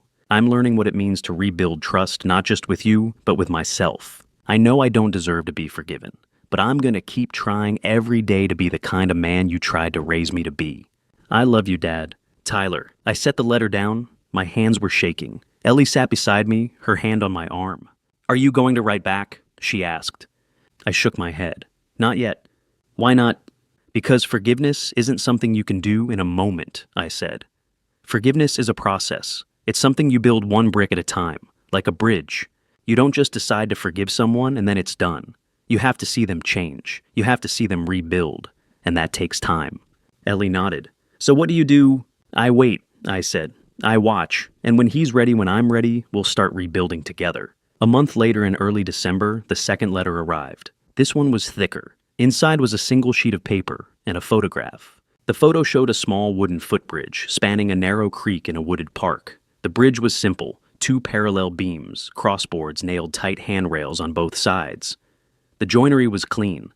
The deck was level. It looked solid. It looked like something that would last. On the back of the photo in Tyler's handwriting, Dad, you taught me how to build. I'm learning again from the beginning. I stared at the photograph for a long time. I thought about the first bridge I'd ever built, a model suspension bridge for a 7th grade science fair made of toothpicks and string. My father had helped me. He'd taught me to measure twice, cut once, to test every joint before moving on. He'd taught me that building something right meant doing it slowly, carefully, honestly. Tyler had built this bridge, not for a contract, not for money, not because someone told him to. He'd built it because he needed to prove to me to himself that he could still create something good. I held the photo, my hands trembling, and for the first time in 6 months, I cried. Ellie sat beside me, her head on my shoulder. He's trying, Warren, she whispered. I know, I said, I know. 7.5 months after Father's Day, on a cold Saturday morning in January, I stood in my backyard rebuilding the fence that a winter storm had knocked down the week before. The air smelled like wet cedar and frozen earth. Seattle winters weren't harsh. No snow, no ice, but the wind and rain could tear things apart if you didn't build them strong enough. 3 sections of my fence had collapsed. The posts rotted through the boards, warped and split. I'd started at 8 a.m., pulling out the old posts, digging new holes, mixing concrete. My hands were numb, my back ached, but it felt good. Honest work. Work that had a clear beginning and a clear end. The doorbell rang at 9. I wasn't expecting anyone. I set the level down, wiped sawdust from my hands, and walked around the side of the house. Tyler stood on the front porch, hands in his jacket pockets, breath misting in the cold air. He looked thinner than I remembered his face drawn. His eyes tired, but there was something different about him. Something steadier. He was holding a wooden toolbox. I recognized it immediately. I'd made it for him when he was 10 years old, carved his name into the lid, Tyler Hayes. I'd filled it with a hammer, a screwdriver, a tape measure, a carpenter's pencil. The same tools my father had given me. Dad, Tyler said quietly. Can I help? I stared at him for a long moment. Part of me wanted to say no. Part of me wanted to ask where he'd been for the last 7 months, why he thought showing up with a toolbox would fix everything. But another part of me, the part that had read his letters, that had seen the photograph of the bridge he'd built, knew that words wouldn't fix this. Only work would. Yeah, I said. Grab that hammer. We worked in silence for the first hour. I showed him how to measure the post holes, how to check for level, how to mix the concrete so it set properly. He didn't ask questions. He just listened, nodded, and did what I told him to do. It reminded me of when he was a kid, back when he used to follow me around the garage, handing me tools, asking how things worked. At 10:30, Ellie came out with a pitcher of lemonade and 2 glasses. She set them on the back porch and smiled at both of us, but didn't say anything. She knew this moment was fragile, that the wrong word could shatter it. By 11, we'd set 4 new posts and started nailing the crossboards. Tyler's hands were steady. He measured twice before cutting, checked the level, after every board drove the nails straight. He'd learned, or maybe he'd remembered. A King County Sheriff's patrol car pulled into the driveway just before noon. I recognized the SUV. Sheriff Brenner stepped out still in uniform, his silver hair catching the winter sun. He walked over to the fence line and nodded at me, then at Tyler. "Warren," he said. "Tyler." "Sheriff," I replied. Brenner looked at the fence at the half-finished work at the two of us standing side by side with hammers in our hands. "Looks good," he said. Then he turned to Tyler. "Son, don't waste this. Not everyone gets a second chance. My father didn't. He lost everything to a con artist, and by the time I figured out how to help him, it was too late. You've still got time. Don't waste it." Tyler's jaw tightened. He nodded, his eyes wet. "I won't, sir." Brenner clapped him on the shoulder, nodded to me, and walked back to his car. By 1 p.m., the neighbors started noticing. James and Sarah Henderson, the couple from across the street, walked past on their way back from the grocery store. James waved. "Warren, looking good." Sarah stopped at the edge of the driveway. "Warren, we're so proud of you. You're a hero. What you did standing up like that, it gave a lot of people hope." I nodded, embarrassed. "Thank you, Sarah." She looked at Tyler, her expression softening. "It's good to see you two working together." Tyler didn't say anything. He just looked down at his boots. I knew what he was thinking. He was remembering the day they'd watched me get arrested, the day he'd stood silent while his wife destroyed everything. But Sarah didn't hold grudges. She just smiled and walked on. By 2 p.m., the fence was finished. 3 new sections, 12 boards each, every joint, tight, every post, plumb. Tyler stepped back, wiping sweat from his forehead despite the cold. "It looks good, Dad." I ran my hand along the top rail, testing the joints. It was solid. It would hold. I turned to Tyler. "You did good work today." He nodded, his throat tight. I set my hammer down and looked at him. "Tyler, forgiveness isn't forgetting. Forgiveness is rebuilding. Every nail is a step forward. Every board is a promise. I'm not there yet. I can't say I've forgiven you completely, but I'll give you the chance to rebuild. One day at a time, one board at a time." Tyler's face crumpled. He covered his eyes with one hand, his shoulders shaking. "Thank you, Dad," he whispered. "Thank you." I didn't hug him. It wasn't time for that yet. But I stood beside him, close enough that he knew I was there. Close enough that he knew the door wasn't closed. After a moment, he wiped his eyes and picked up his toolbox. "I'll come back next weekend," he said, "if you need help with anything." "I'll let you know," I said. He nodded, walked to his truck, and drove away. Ellie came out onto the porch, her arms crossed against the cold. "How do you feel?" she asked. "Tart," I said, "but okay." She smiled. "He's trying Warren." "I know," I said, "and that's enough, for now." A week later, an envelope arrived in the mail. Inside was an invitation printed on heavy cream-colored paper. "You are cordially invited to the grand opening ceremony, Hayes Foundation, for Elder Protection, Pioneer Square, Seattle. February 14th, 2025, 2 p.m. At the bottom in Marcus's handwriting, "We've raised $500,000, Warren, and we have a commitment for $2 million over the next 3 years. You did this." I stared at the invitation for a long time, my hands trembling. $500,000. $2 million more on the way. A foundation that would help thousands of people. People like the ones who'd written me letters. People who'd been betrayed and didn't know where to turn. I thought about the fence Tyler and I had built, about the bridge he'd photographed, about the careful, patient work of putting broken things back together. I smiled. "Ellie," I called. "We're going to need new clothes for a ceremony." On the morning of February 14th, 9 months after Father's Day, I stood in front of the bedroom mirror, adjusting my tie for the second time. My hands were shaking. I'd given presentations to city councils, to investors, to engineering boards, but this was different. This wasn't about steel and concrete. This was about people, about trust, about proving that something good could come from something terrible. Ellie stepped into the room, wearing a gray dress and pearl earrings. She smiled. "You look handsome." "I look old," I said. "You look like someone who survived," she replied. "That's better than handsome." I nodded, took a deep breath, and picked up the index cards I'd written my speech on. I'd rewritten it 4 times. Nothing felt right.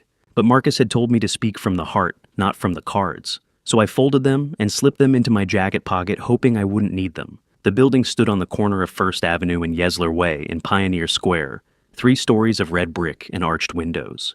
It had been a warehouse once, then an office, then vacant for a decade. Marcus had found it 6 months ago, negotiated the lease, and spent the foundation's first dollars restoring it. Now it gleamed in the winter sunlight, a bronze plaque beside the front door. Hayes Foundation for Elder Protection. A banner hung across the second floor, "Building Bridges to Justice." By 1:30, the street was packed. Over 300 people had come. I recognized some of them, Margaret Thompson, the teacher from Portland, who'd written me after the trial. Robert Collins, the man from Phoenix, whose nephew had stolen $200,000. Linda Martinez from Miami, who'd reported her son to the police. They stood in clusters on the sidewalk, talking quietly, their faces a mix of hope and grief. Inside the main hall had been cleared and filled with rows of folding chairs. A podium stood at the front, flanked by the Washington state flag and the American flag. Marcus was there, shaking hands, directing volunteers. Sheriff Brenner stood near the back, arms crossed, watching the crowd, with the calm vigilance of a man who'd spent 30 years protecting people. Ellie squeezed my hand. "Are you ready?" I wasn't, but I nodded anyway. At 2 p.m., Marcus stepped to the podium and tapped the microphone. The room went quiet. "Thank you all for coming," Marcus said. 9 months ago, Warren Hayes was arrested for a crime he didn't commit. His daughter-in-law framed him, forged documents, and tried to steal everything he'd built. But Warren didn't give up. He fought back. And today, because of his courage, thousands of people will have a place to turn when they're betrayed by the people they trust most. He gestured to the side of the stage. "Ladies and gentlemen, Governor Rebecca Miller." The governor was 55, with short brown hair and a no-nonsense expression. She shook Marcus's hand and stepped to the microphone. "Mr. Hayes," she said, looking directly at me, "you turned your personal tragedy into a lifeline for thousands. In just 6 months, the Hayes Foundation has assisted over 2,000 seniors across Washington state. You've shown us that justice isn't just about punishment, it's about protection, prevention, and rebuilding trust. On behalf of the state of Washington, thank you." The room erupted in applause. I stood my legs unsteady and walked to the podium. I looked out at the crowd. 300 faces. Some I knew, most I didn't. But they were all here for the same reason they'd been betrayed, and they wanted to believe that betrayal didn't have to be the end of the story. I cleared my throat. "I'm an engineer," I began. "I've built bridges for 40 years. Bridges aren't walls, bridges are connections. They link two places that were once separated. They carry people across gaps they couldn't cross alone." I paused, looking down at the podium, then back up. 9 months ago, someone I trusted tried to destroy everything I'd built. She planted evidence. She forged documents.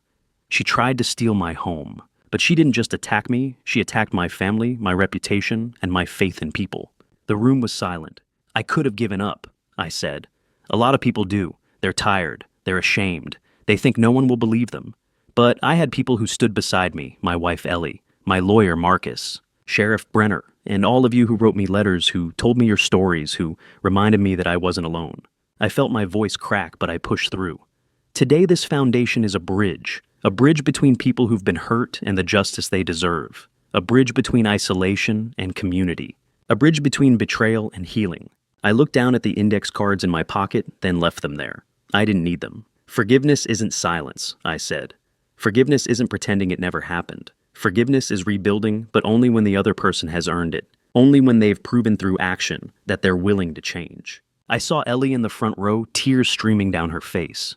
I saw Marcus nodding slowly, and then in the back row, I saw someone I hadn't expected, Tyler. He was wearing a dark suit, standing beside a young woman I didn't recognize. She was holding a clipboard. Tyler met my eyes, and for the first time in 9 months, I saw something I'd been waiting for. Not shame, not guilt, but quiet determination. I finished my speech. "This foundation will help thousands of people, and maybe one day it will help.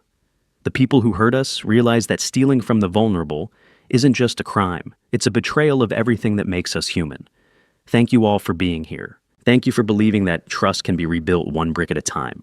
The applause was deafening. After the ceremony, people lined up to shake my hand, to tell me their stories, to thank me. I listened to each one, shook every hand, and tried to remember that this wasn't about me.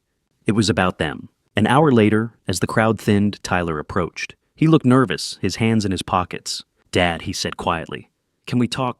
I nodded. We stepped outside into the cold February air. The street was quieter now, the sun low on the horizon. "I've been working here," Tyler said.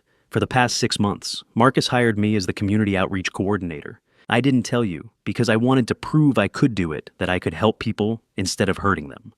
I've been organizing workshops, training volunteers, connecting victims with lawyers. I wanted you to see that I've changed, not just in words but in work." I stared at him, speechless. "I know it doesn't fix what I did," Tyler continued, his voice shaking. "I know I let you down, but I'm going to spend the rest of my life making sure I don't let anyone else down. I promise you that, Dad. I'll make you proud. I stood there for a long moment, the weight of 9 months pressing down on me, the betrayal, the anger, the slow, painful work of rebuilding. And then I did something I hadn't done since the day he'd testified at the trial. I pulled him into a hug. Tyler's shoulders shook. He wrapped his arms around me and cried, "I'm so sorry, Dad. I'm so sorry." "I know," I said, "and you're doing it. You're making me proud." We stood there on the sidewalk, father and son, rebuilding what had been broken. That evening, Ellie and I stood on our back deck in Bellevue watching the sun set over Lake Washington. The sky was streaked with pink and gold, the water still and glassy. Ellie leaned against the railing, her hand in mine. "You know," she said quietly, "I don't think this story is over. I think it's only just beginning." I nodded, squeezing her hand. She was right. This wasn't an ending. It was a bridge to whatever came next. 1 year, 365 days since I'd opened that box on Father's Day and watched my life collapse. I sat in my home office on a Sunday morning in June, the windows open to let in the smell of fresh-cut grass and blooming roses. A journal lay open on the desk in front of me, the same journal I'd started keeping the week I was released from jail. I picked up my pen and wrote, "A year ago, I didn't know if I'd survive. I didn't know if I'd be free or if I'd spend the rest of my life fighting to prove I wasn't a thief. Today I'm sitting in my house, the house I built with my own hands, and I'm free. More than free. I have my wife. I have my son, rebuilding what was broken. And I have a foundation that's helped over 2,000 people find justice." I set the pen down and looked out the window. The fence Tyler and I had built in January was still standing, weathered by spring rain, but solid. Beyond it, Lake Washington shimmered in the morning sun. I thought about Amber. She was still in prison, Washington Correction Center for Women, a facility 2 hours south in Gig Harbor. She wouldn't be eligible for parole for another 9 years. I hadn't visited her. I didn't plan to. Some betrayals are too deep to reconcile. Some bridges once burned aren't meant to be rebuilt. Ryan Fletcher was out on probation, raising his son Liam in Tacoma. Marcus told me Ryan was working at a restaurant, attending a single-father support group, trying to piece together a life. I hadn't met him. I didn't know if I ever would, but I knew he was trying, and maybe that was enough. And Tyler had finished a year of therapy. He'd been working full-time at the Hayes Foundation for 6 months now, no longer a volunteer, but a paid community outreach coordinator. He called me twice a month. He sent letters every week. He was dating someone, a social worker named Sarah, 30 years old, kind and steady. He hadn't asked me to meet her yet, and I hadn't pushed. There was time. The foundation had grown beyond anything I'd imagined. 2,000 seniors helped, 200 calls a week to the hotline. 2 new offices opened, one in Spokane, one in Vancouver. 150 volunteers trained, 25 pro bono lawyers, 10 retired detectives. We'd recovered over $3 million in stolen assets, secured 12 convictions, and prevented countless cases from ever reaching the courtroom. It wasn't just a foundation anymore. It was a movement. A week earlier, a letter had arrived. I recognized Tyler's handwriting. "Dad, it's been a year. A year since everything fell apart, and a year since we started rebuilding. I know I don't deserve to ask for this, but I'd like to come see you on Father's Day. Not to celebrate, I don't think I've earned that yet, but to work, to help, to show you that I'm still trying. Can I come?" Tyler. I'd read it 3 times, then sat down and written a reply in my own hand. Tyler. "Yes, 10 a.m. We'll rebuild the front fence." Dad. At 9:50 on Father's Day morning, I stood in the front yard surveying the fence. It wasn't in bad shape, just a few loose boards, a couple of posts that needed reinforcing. But it needed attention, and that was enough. A truck pulled into the driveway. Tyler stepped out wearing jeans and a faded Seahawks t-shirt.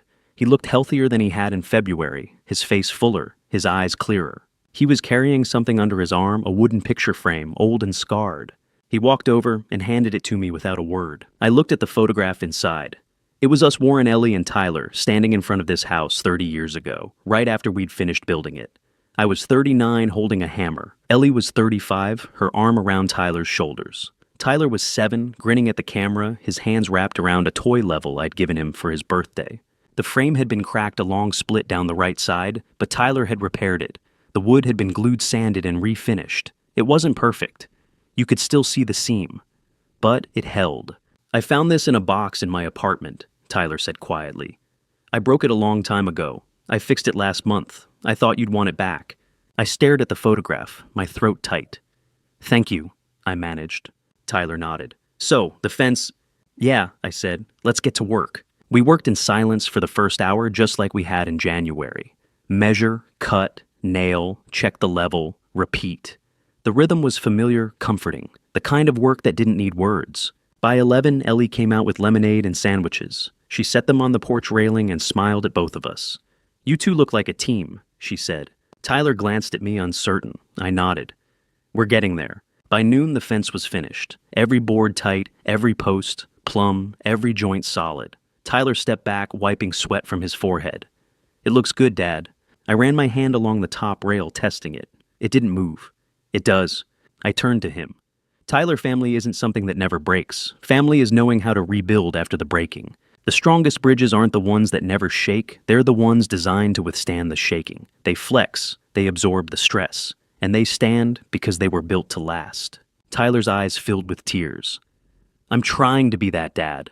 I'm trying to be strong enough to last." "I know you are," I said, "and you're doing it." This time when I hugged him, it didn't feel like forgiveness. It felt like home. That evening, the three of us stood on the back deck, Warren, Ellie, and Tyler, watching the sun set over Lake Washington. The sky was streaked with orange and gold, the water reflecting the light like a mirror. The air smelled like cedar and roses. No one spoke. We didn't need to. I thought about the 2,000 people the foundation had helped. I thought about the letters still arriving every week, the calls to the hotline, the lives being rebuilt one case at a time. I thought about Amber alone in a cell, and wondered if she'd ever understand what she'd destroyed. I thought about Ryan trying to raise his son. I thought about Tyler standing beside me, finally steady. And I thought about the lighthouse metaphor Marcus had used at the grand opening. "You're a lighthouse, Warren," he'd said. "You guide people through the dark." I wasn't a lighthouse. I was just an old man who'd refused to give up. But maybe that was enough. Ellie squeezed my hand. Tyler stood on my other side, his hands in his pockets, his face peaceful. "This isn't the end," I said quietly.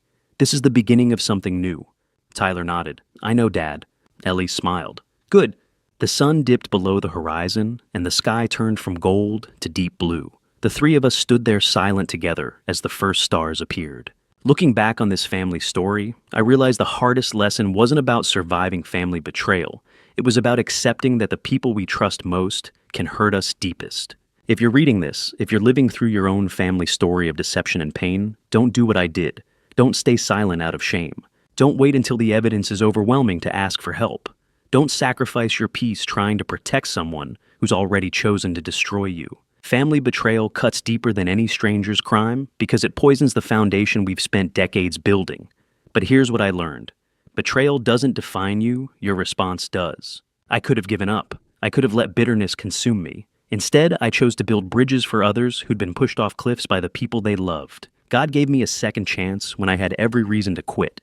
He surrounded me with people like Ellie Marcus and Sheriff Brenner, reminders that not everyone is broken, that goodness still exists, even when trust feels impossible. Faith didn't erase the pain, but it gave me the strength to rebuild. My advice: protect yourself legally before the crisis hits. Document everything.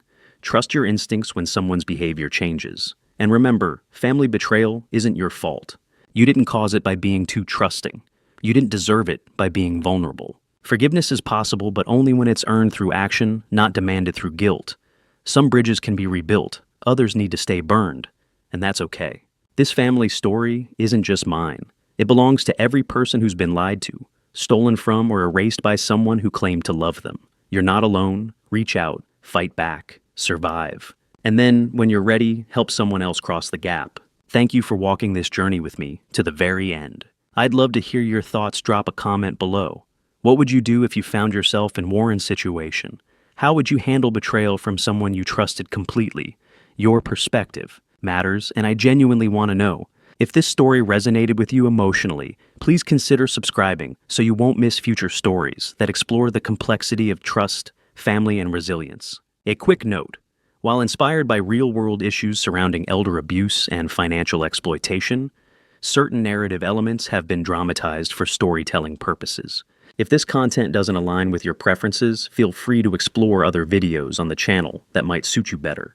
Remember, you are never alone. If you or someone you know needs help, resources are available. Don't stay silent.